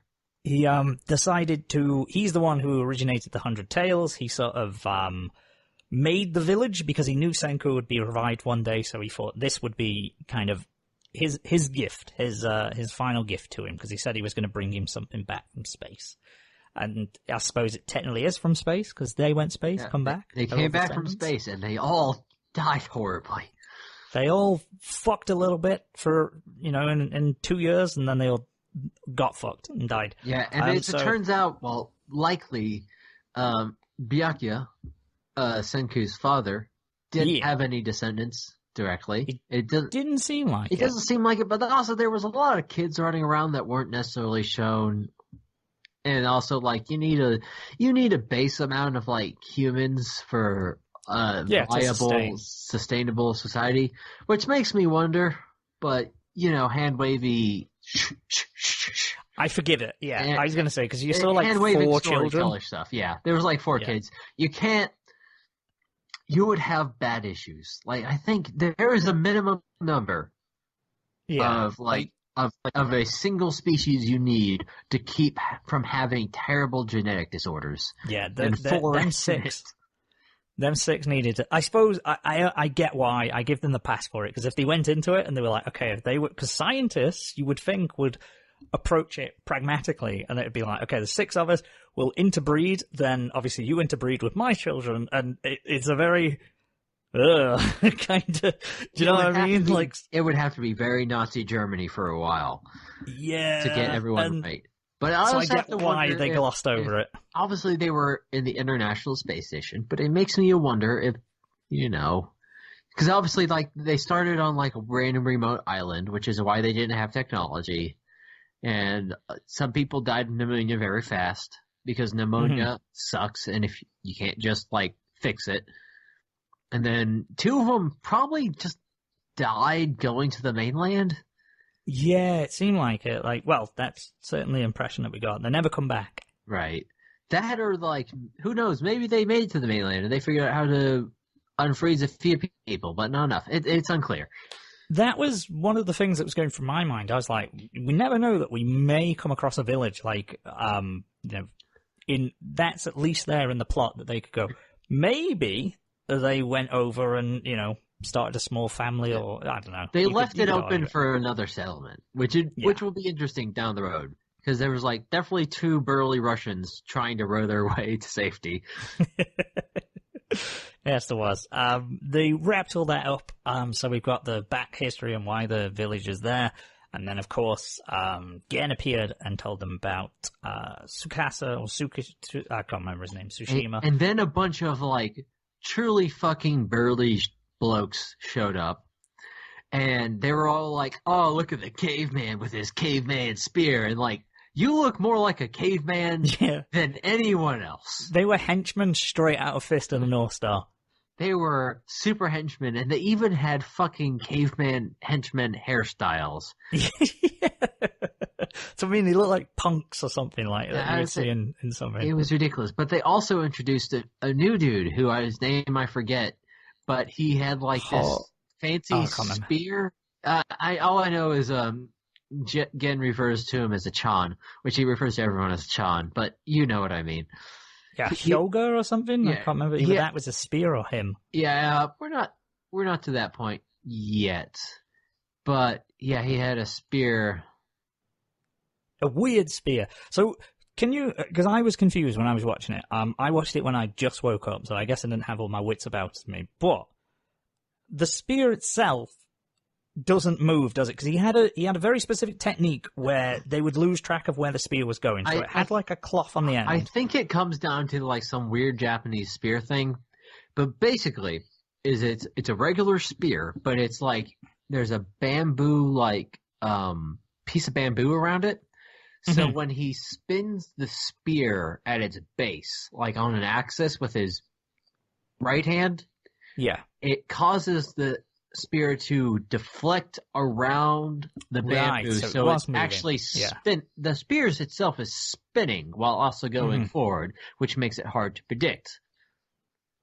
Yeah, because I was like, is it almost like it's got a detachment that bends and spins, or was it just the case where he was spinning it so fast that they sort of lost it and was disoriented? Because he's basically all powerful. Yeah, because wood is flexible. If you take a brand and you swing it, the whole thing's going to bend back and then snap forward at the very end. It's how wood works. So that's basically what's going on. He's just using the properties of the wooden shaft it deflects itself, and that makes it hard to hit. Yeah, he beats Kinro, who's guarding a bridge, because he's a, good boy, Kinro. And Senku saves the day because he pretends that he's got a flintlock rifle, and then they have a few days to wait because Gen puts the idea in the head that they've got to wait for a storm, and then they won't be able to use guns. And then they can go and attack him. Obviously, that gives Senku enough time to make his great creation, which is Japanese katanas. Fucking so everyone swords. has a sword. If you didn't get ruined by the intro already. I was going to say, swords. We knew it was coming because they had swords. But when he said, I'm going to make the greatest weapon, I was like, oh shit, well, where's the swords coming? Because he's just going to make guns or something. It's like, oh no, he's made swords. Okay, I mean, honestly, an iron sword versus a stone, axe. Yeah. It's not Wins every time. It's not even a fucking contest. It's a sword made of metal. they People did that. Don't give enough credit to how much of an advancement just having metal was. It makes all the fucking difference. Yeah, they have the swords and they tear they literally just rinse these henchmen when they return. They return during a storm. Surprised they have katanas. They don't injure anyone, they just break the weapons. They just cut the weapons up. Right. That's it. They're just fucking with them. Although Magma, dumbass, did lose his into the water, which makes me wonder if they're not going to send a diver down. Maybe. But we'll see. The point is, Spear Boy was really good with the spear. Better enough to even outplace everyone else with swords, to the fact that the only reason he didn't kill Kohaku is because Gen did a little slicey slice with a hidden blade. Yeah. To weaken his weapon first, so it broke at just the right time. Because Gen's cool as shit. Gen's cool as shit. But the fact is, they're coming into direct contention now. Also, they know Gen's a traitor, which means maybe we'll finally get to meet our other main characters again. Possibly. How I missed them so. Yeah, because I am very curious as to what they've been doing. I mean, there must be, because it's been 6 months, 9 months, I think they've said. It's been about 6 months. And Taiju is listed still as a main character. He's got to come back. Yeah, they're going to be... And he was so good, I just want him back. I want you back. I want you back. Back. Also, the most important thing we learned in this most recent episode is that Kaseki, the old man who does crafting, as is stated, every part of him gets thicker when it's time to craft things. There you go. He is doing this with a rock hard erection. I thought that. I was like, that's a very interesting choice of words that they use there. Every part of him, and it's like, Very deliberate, because he gets so horny about making swords that not only does his shirt explode, but everything he's wearing. His pants come off. He is all for it. And the horniest girl of all was doing the little finger part thing. You know the one. I know what you mean. Well, they have they're looking through the fingers still. See, I love that trope of something embarrassing is happening, so I'm covering my eyes with my hands, except for the one character that isn't. It's not funny if they all do it, but if there's only one, very funny. That's one of the little things I like to do with My Hero Academia is, do you know Mineta, the little freak he's a little midget with the little purple balls on his head? We spent a long hot car ride in Kansas as you explained to me what exactly Mineta was about. He when you watch the show, you will just naturally see him either perving or doing something with the girls. Like, he's staring at girls when everyone else is paying attention to something. He's just there, checking out somebody's chest or something. I'm like, God bless them. They've kept that little detail in. So it's just me in high school. he's just a little pervy boy. Look, I know you're talking some real interesting shit about chemistry, but have you seen Amanda's tits? This motherfucker, puberty hit her like a train. Look, in 4 years, this is going to be a crime, but right now, I'm only 15. I don't know any better. Sometimes, it is a absolute fact of life. If somebody's got a low-cut top on, or if there are some jugs in your face or whatever, you're going to accidentally look. It's just going to happen. You're just going to see it, and you can't not see it. You don't wear a low-cut top. And I don't want this to bleed into she was asking for it, but you don't specifically wear skimpy clothes and not know that people are going to look at you because you're wearing skimpy clothes. If I walked out in a banana hammock, I understand that people would be looking at my rock-hard abs. Because they're just going to be out there. They're going to be out there. Someone's going to have a little peek. It's just, you can't avoid it. It just happens. You're just there and it's like, oh, titties, and you carry on. I'm not saying that's all it is. You shouldn't be assaulted for it, but people are going to look. People are going to look. People, you cannot help but notice. It's like, you see anything unusual in your eyesight, you're going to look. Someone has an interesting hair color, you're going to notice, you're going to look. All that kind of stuff. It's like the time I got accused of staring at my friend's girlfriend's boobs, even though I wasn't. Oh. Long story short, my friend was about, let's say your height, and his girlfriend was taller than him. Taller to him to the fact that when they were both standing next to each other, her tits were at his face height. Oh. So we were in a room, and he was standing next to her. And I was following the conversation with my head, looking at who was speaking, as one does. So when I was looking at him speaking, and she was directly behind him, she got the impression that I was staring at her tits. Ah, that's just unfortunate placement. Like, you can't help that. Which, what we discovered later because the next time I saw him, he was like, why were you staring at my girlfriend's tits? And I'm like, I don't know what the fuck you were talking about. And we had to go the whole breakdown of, oh, you're short, she's taller than you. I was staring at you during your time to speak in the conversation. The deflection for that, or the rebuttal when someone goes, why were you staring at this? I'd be like, why the fuck were you staring at me?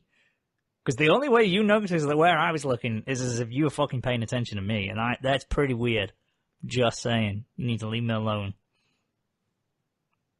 You weird people. Speaking of leaving people alone, Tsukasa should leave poor old Senku alone. He just wants him dead, but he's not going to. I mean, he had his fucking chance. Yeah, he's super, super smart. It's like he's just like, I haven't seen his body, therefore, he's dead. But why would he see his body? This is what I don't get, because he'd be buried. The assumption is that Taiju buried him in Uzeria. That's what I'm curious about, right? Because I guess the assumption is they buried him, and I don't know if we ever see a scene of them saying, oh, we buried him. But also the fact... That's what they tell him. He obviously doesn't believe that Senku's dead. Which means either we're about to get a thing of, oh, fucking Taiju and Yuzuria have got to fucking book it because Tsukasa's on their ass, or Tsukasa's still none the wiser, which I don't necessarily expect. Yeah, it's a weird one. Either way, we're getting more of Taiju and Yuzuria, which I like. Yeah, I mean, it's really exciting, this next bit. So I'm very interested in how the war is going to go and who he's got, Tsukasa, and what Senku can do. Because he's got tribespeople, but because they're trying to do the thing without murdering people. Like, they didn't kill the henchmen with the swords, they just broke the weapons, and they're going to be doing stuff like that, I imagine. But right, it's going to be interesting. Obviously, the village, Kingdom of Science, has a vast just superiority as it comes to geography and like tactics. I'm sure Tsukasa came up with some shit, but like he doesn't have a fucking island. Islands are hard to attack for a reason. Right? If you control the entire beach, and it's a sheer cliff face up, you can't just attack it. Tsukasa could jump that. He could jump the length of that bridge. It's going to happen. Jump that. And I know Tsukasa is strong, but also, is he going to take on every fucking warrior this village has? Apparently. I don't know what they'll do. I don't know if he'll fight again, because he's kind of done this battle. And it's like, I'm not expecting them to do a, big grand finale of Senku versus, or Senku and Taiju with all the tech that Senku's given against Tsukasa. I'm not really expecting that. I want a big training fight. I want a big training montage with swords and shit. Also, let's point out the fact that our boy Kinro got glasses now, and he did the swing thing. Yeah, and he did. They should be like Attack on Titan glasses now, where they've got the little strap around the back. It would be much more useful, but right now we're working with bamboo. There you go. He's got his little bamboo glasses. I just like he's got actual like swing glasses, and I love how we put the fucking melon back on Soika. Yeah, because she just likes the melon more. Bless her. Little detective Suika. Little melon girl.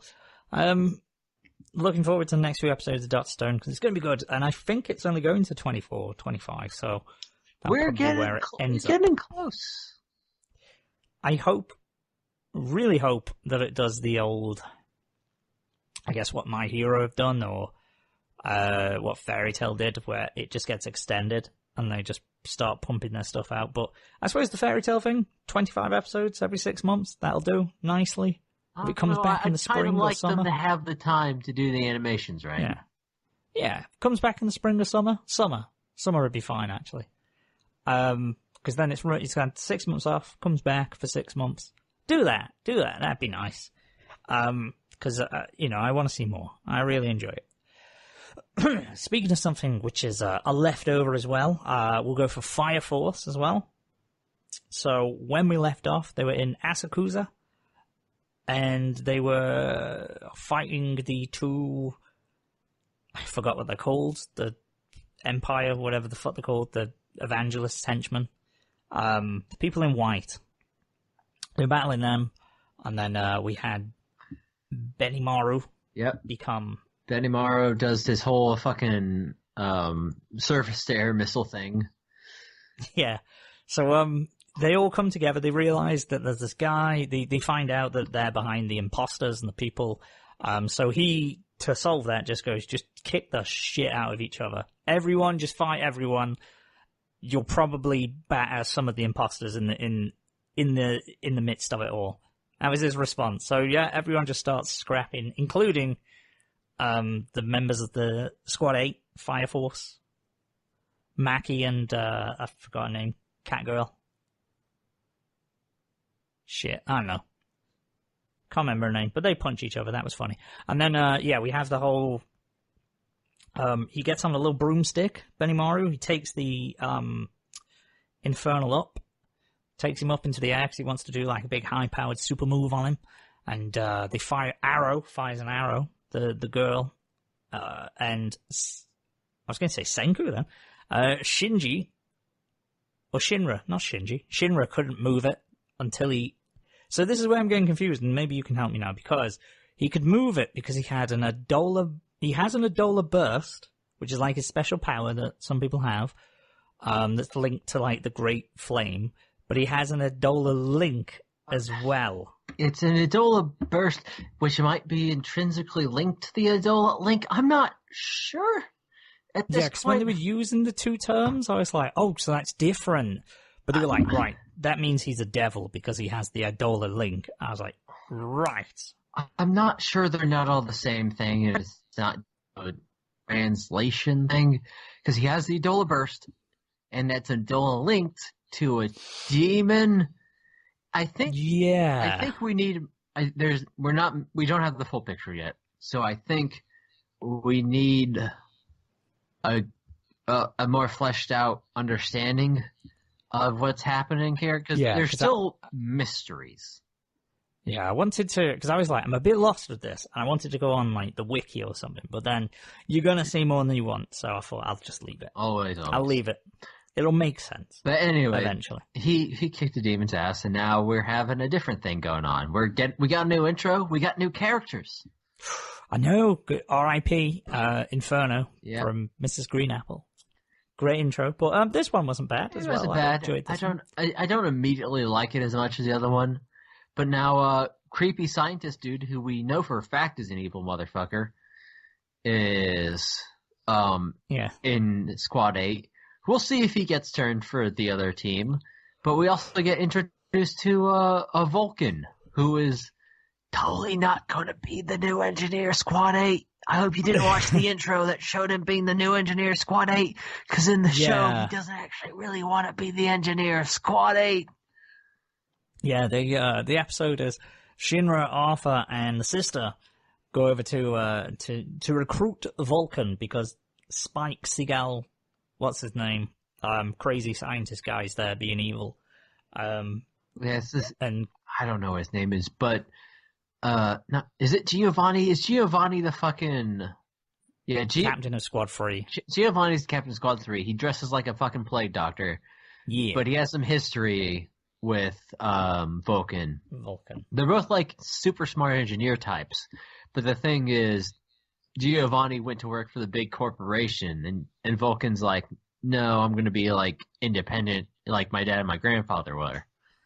Yeah. Who both happen to turn into Infernals on the same day. Suspicious. Yeah. So, they go over to recruit him, go to a scrapyard, not very successful. We meet a couple of characters who are like apprentices, as it were, for Vulcan.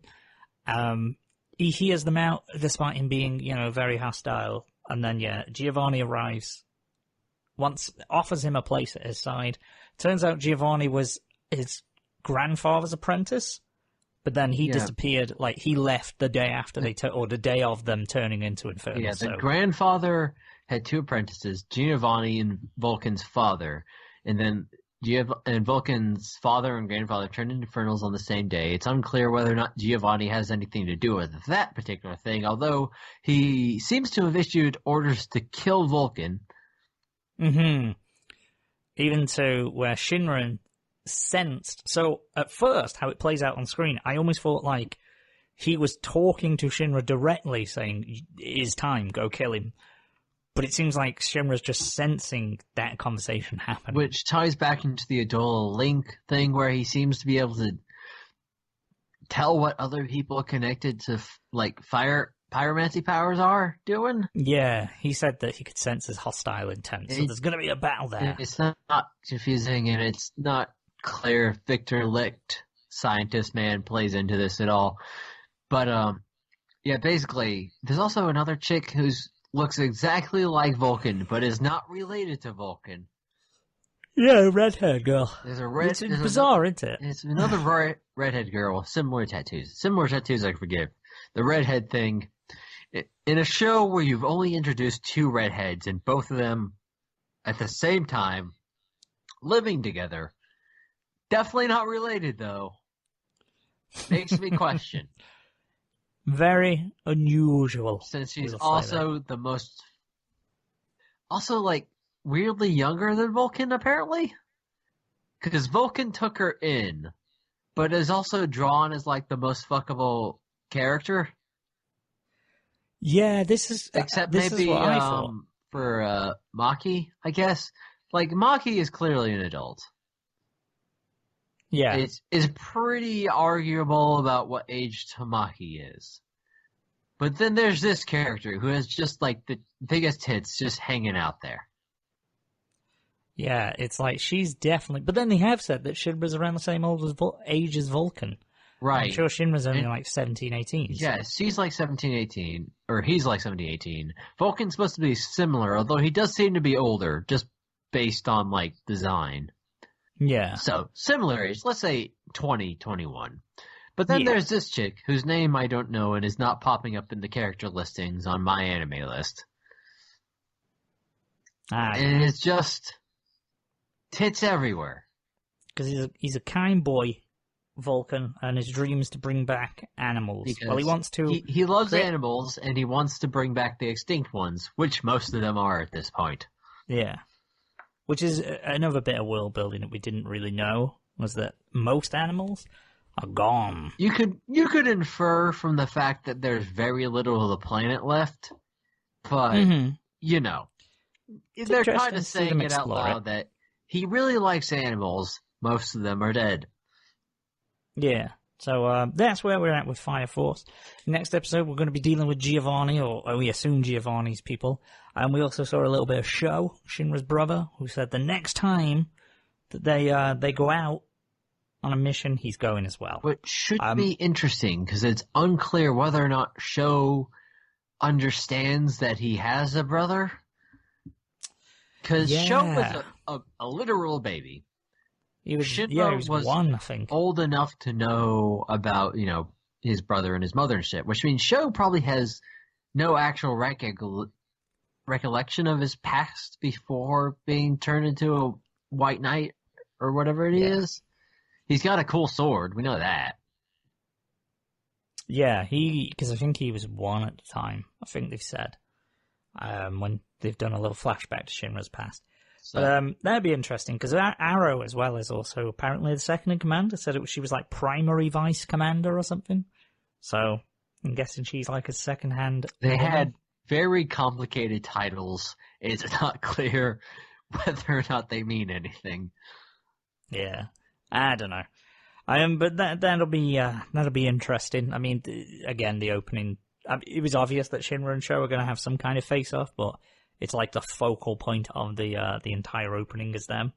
Probably there's still this evangelist who's hanging out in like the shadowy background, but I'm not convinced he actually exists. I don't think there'll be a major character if they do. No. I imagine there's some form, because you need to figure out how Joker and that relates to them all, and who knows? Who knows? I have faith it's going to be well developed. I just don't know what it's going to be yet. Yeah. It'll be fun to find out where it goes. But yeah, that was Fire Force. What else have you been watching, Corin? I have been watching Vinland Saga, still on from the summer season. Are you caught up on Vinland Saga? No, I'm still a few episodes behind. But God, talk away. Damn you! All right, so basically, it comes down to the fact that Askeladd's group has been running away from Thorkel's group for a while now. Yeah. And it gets to the point where Askeladd's group is finally, fuck you, Askeladd, we're tired of this. We're going to join Thorkel. And it's stated that about half of them are on Askeladd's side still, about half of them are on the join Thorkel side. Yeah. And that's kind of where the last episode leaves. And, well, it also leaves with the fact that Askeladd and his dudes and former dudes are on one side of a river, and Thorkel is literally right on the other fucking side. So I can only imagine the episode after this is going to be very bloody. One would assume it would be in Vinland Saga. It's been a stretch here where it hasn't been very bloody. Yes, a village was massacred. But that's not much. It's not like a big war kind of thing. So hopefully soon we'll see some fighting. Obviously, did you get to the thing that happened to Ragnar? Bald. Who was Ragnar? Conehead head. No. Takes care of the prince. Nothing's happened to him yet? I don't think so. Okay. It's been a few weeks since I watched it, yeah. Something happens to Ragnar. And now I am very curious as to, again, if you've watched the intro, you know what happens to Ragnar. But okay. But it's very interesting now at this point to see what our dear Prince Canute or Shanute does, however you wish to pronounce his name. So we'll see. We're seeing he's going to become a good leader. We're seeing some more stuff from him. So Hopefully, next episode should be very fun, but it's unclear. Vinland Saga, still very fucking good. I know. I've been slipping on it. I need to step up my game. Netflix steps up its game. It does have the new intro, which is very nice. I like the new intro. I like the outro slightly better than the previous outro, because the previous outro was, it's still like, and let's count the country music. And it's just like a heart.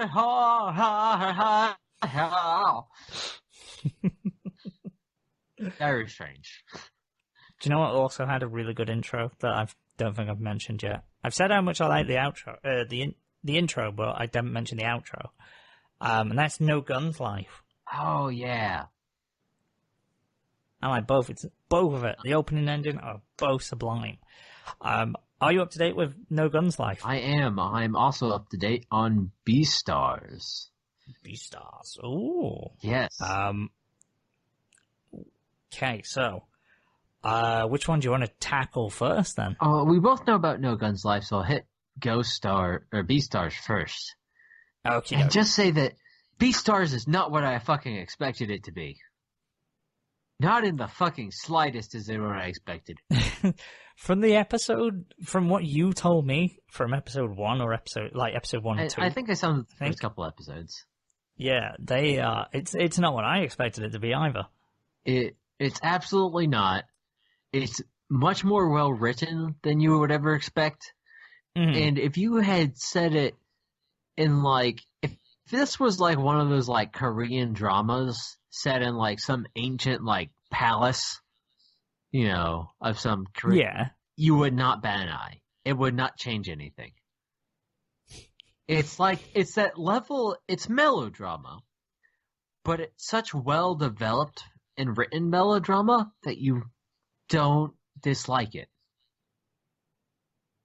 Okay. It's just so well written, and it's not taking the course, because it obviously introduces Legoshi. He's the wolf who doesn't like being assertive, and he's kind of shy, and the fact that he is this big strong carnivore isn't really in line with his personality.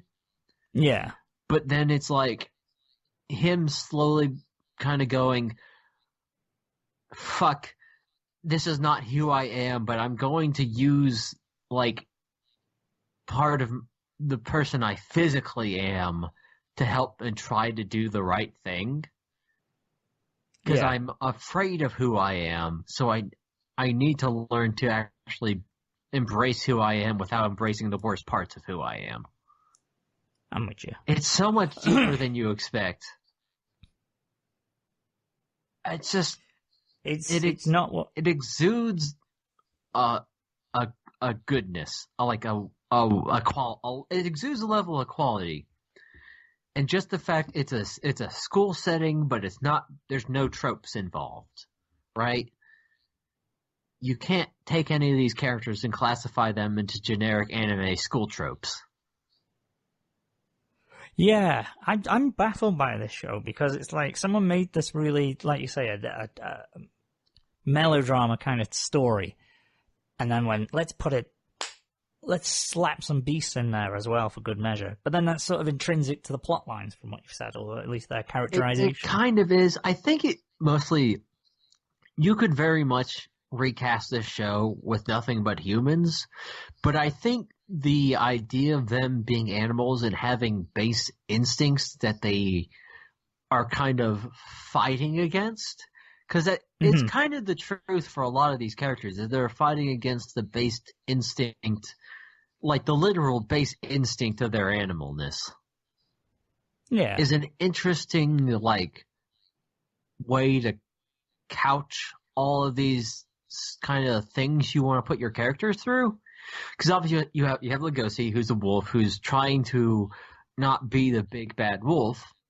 He's trying to be his sweet, sensitive self, because that's who he is as a person, but he also has to reckon the fact that he is a great wolf.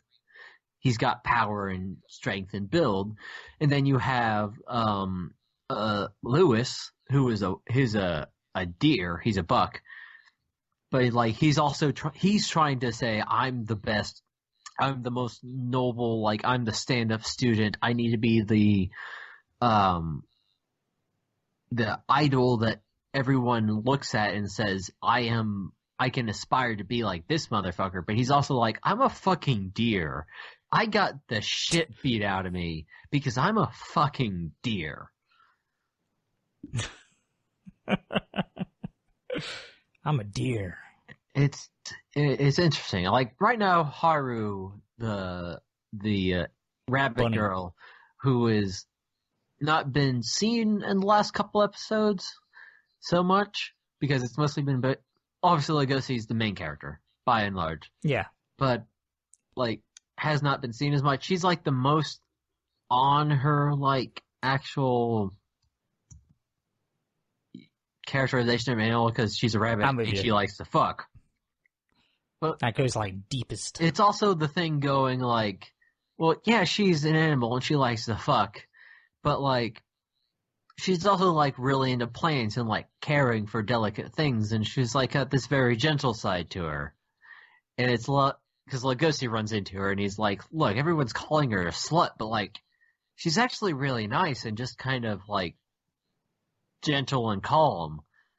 And like two parts of her personality clearly are not in line with what people expect of her based on the weird rumors they've heard. Yeah. Basically going that thing of like, you can sleep around and still be a good person. Huh. It's true. It's true. I've heard it. You can fuck and still be a good person. You can fuck, but you don't have to suck. That's what I say. Or suck. I mean, it's fine. It's whatever. I mean, you can suck, but you know, you don't suck. Yeah. As physically suck, metaphorically. No, you was okay. You won the boys. It's a very solid show, and there's more characters on the poster than we have been introduced to, so it'll be interesting to see how that goes. Fair enough. Like I say, it's one of them little sleeper hits of the season, I suppose. Well, not to sleep on people. Don't be put off like I was by the aesthetic. Don't be shallow. It's a very nice aesthetic. Have I mentioned that the intro is entirely stop motion?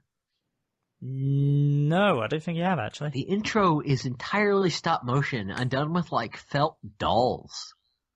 Really? It's very it's a 3D like CG show. Yeah. But you don't notice. It's very well done. Like they clearly put time and effort into making the thing good. Fair play. Well, like you say, it sounds like a labor of love. Right. So hopefully, here's to more good episodes from it.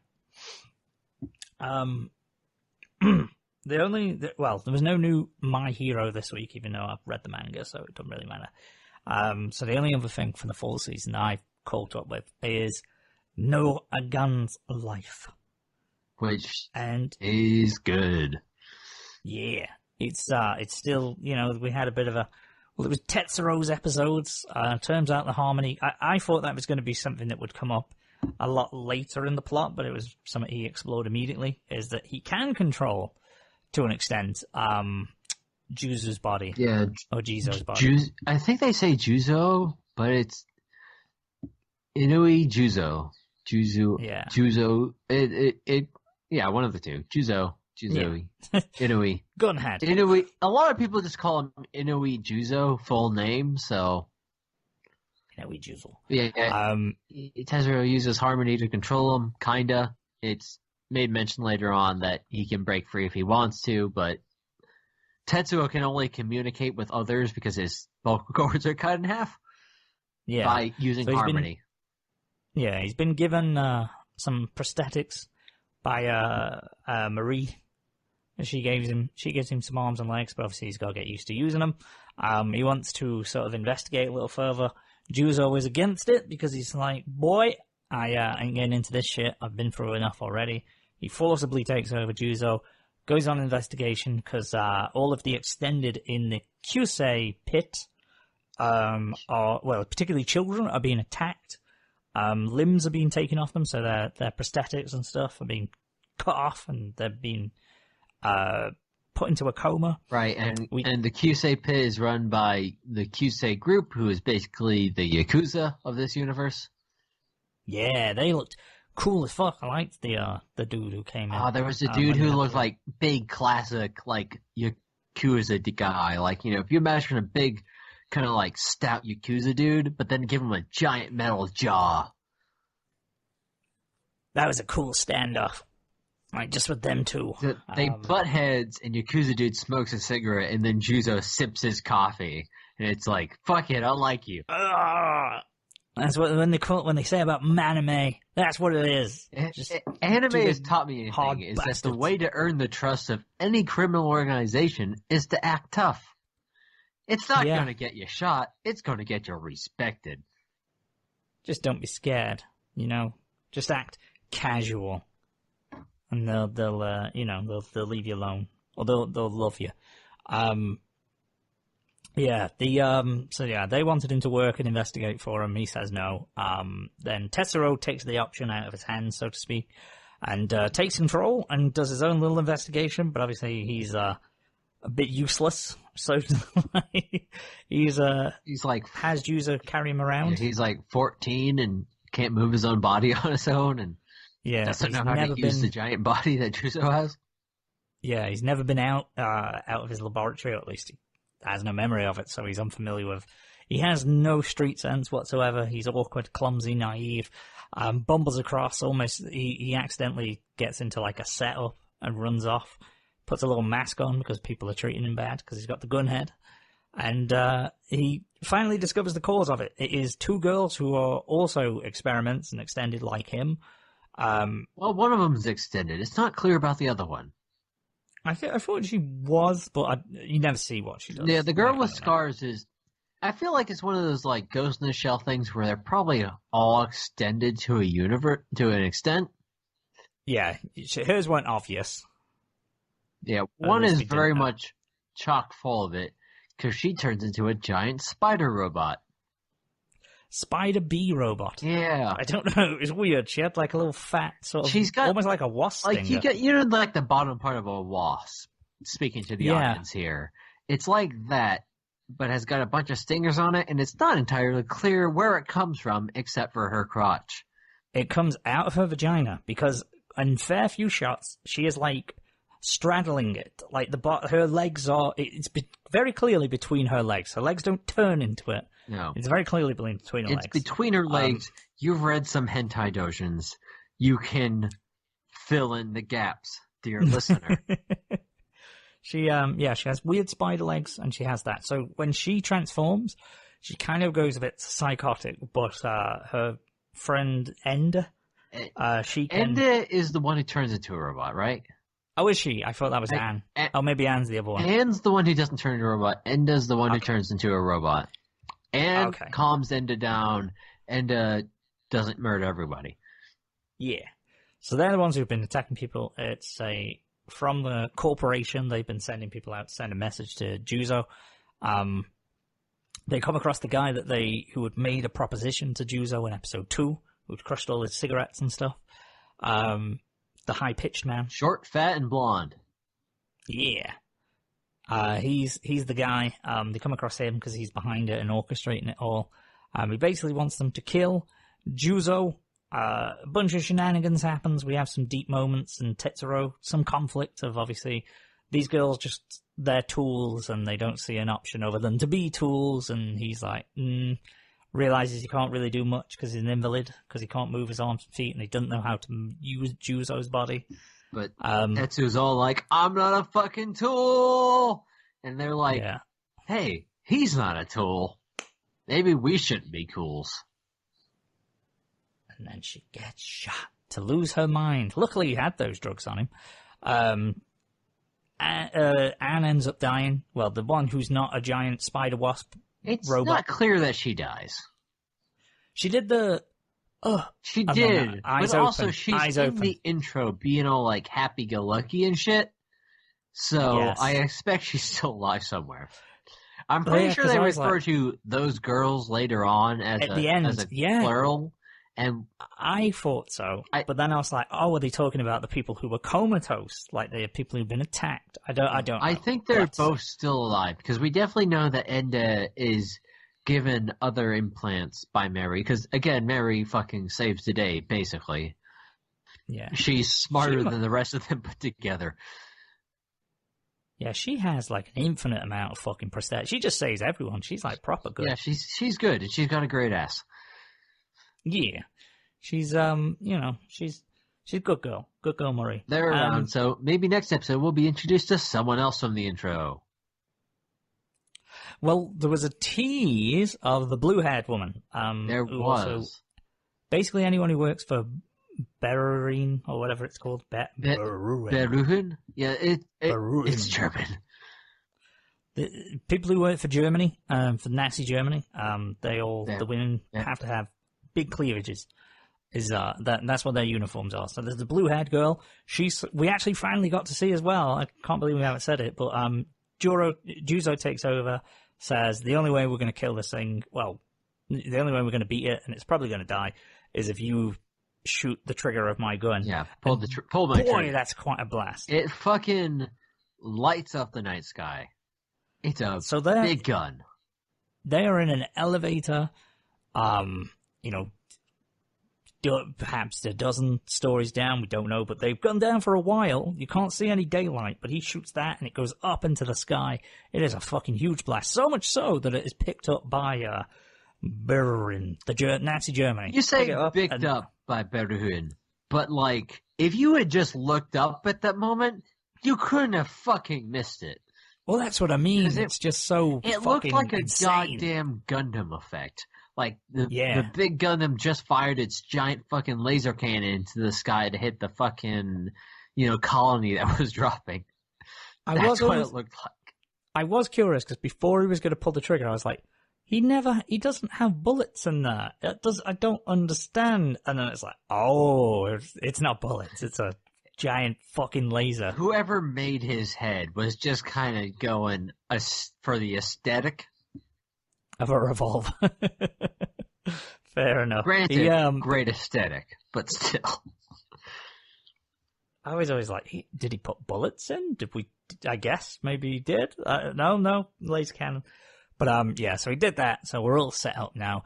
He's got Tetsuro back. He had the little talk about him using his body and using people to their own ends and all that kind of thing. So we're interested to see what happens in episode 5. It's not thoroughly enjoying. It's not the birds and the beads I was introduced to as a child, but it's a certain birds and beads. I should say I wasn't introduced to the birds and the bees. I was just expected to find out. My father was not very good at that kind of thing. Yeah. I think that was the school who told us. They did the whole lesson. Oh, did you actually? I didn't. I don't know about you guys. Our lessons about reproduction were very talking around it a lot. At night, you may feel a discharge in your sleep. We're not going to tell you what the discharge was. Oh no, I remember I was in like year 5 with so that was 5th grade, I suppose. To you guys, they were they had videos and stuff. They were cartoons, like they were animated rather than the genuine. They gave us weird cartoons, but they never actually told you what the fuck any of it was. They just said you might have some weird feelings and something might come out of your dick at night. They never really got into vaginas or anything, I should say. They covered something weird's going to come out of your dick like a genie. They basically said, look, your balls make something and it comes out of your dick. We're not going to tell you how a woman works. God forbid you know how women work. No, I had to take human anatomy my senior year to understand what a vagina was. I was not popular in high school, so I had to learn how. That's a quite obvious guess. There was a joke there somewhere, but so On that note, No Guns Life. Is there anything else on the fall season? I know we've been going super long. I got nothing. It's nearly 10 o'clock here too, which is it's like 4 a.m. over there. It It's 10 to 4 here. So I'm a sleepy little boy. I'm gonna wrap this up. It's been a fun one. Thanks for listening, everybody. Tune in next week. Let us know about the writing thing as well. If you want to talk about anything to do with writing, we will do so. Or come join us on the forum, and we'll do it there. We'll do it there. Yeah, it's a good place. Yeah, we're friends. We're all good. You can trust us. You can. Nothing's gonna happen. You can. Contrary to everything we've told you on this podcast, you can trust us. Yeah, we are not representative of the rest of the people on the forum. We make a lot of jokes. They don't necessarily represent what we actually believe. Oh yeah, absolutely. If anyone takes 99% of the things that we say on this show seriously, you've either we failed in the delivery of the joke, or you're not a very funny person. Yes. But that is everything from us this week. Join us next week when we'll be talking about all sorts of stuff and more anime. We promise. Yeah. Until then, guys. Bye, everybody. Bye, bye, bye, bye. That's what you get instead of an intro song or an outro. Start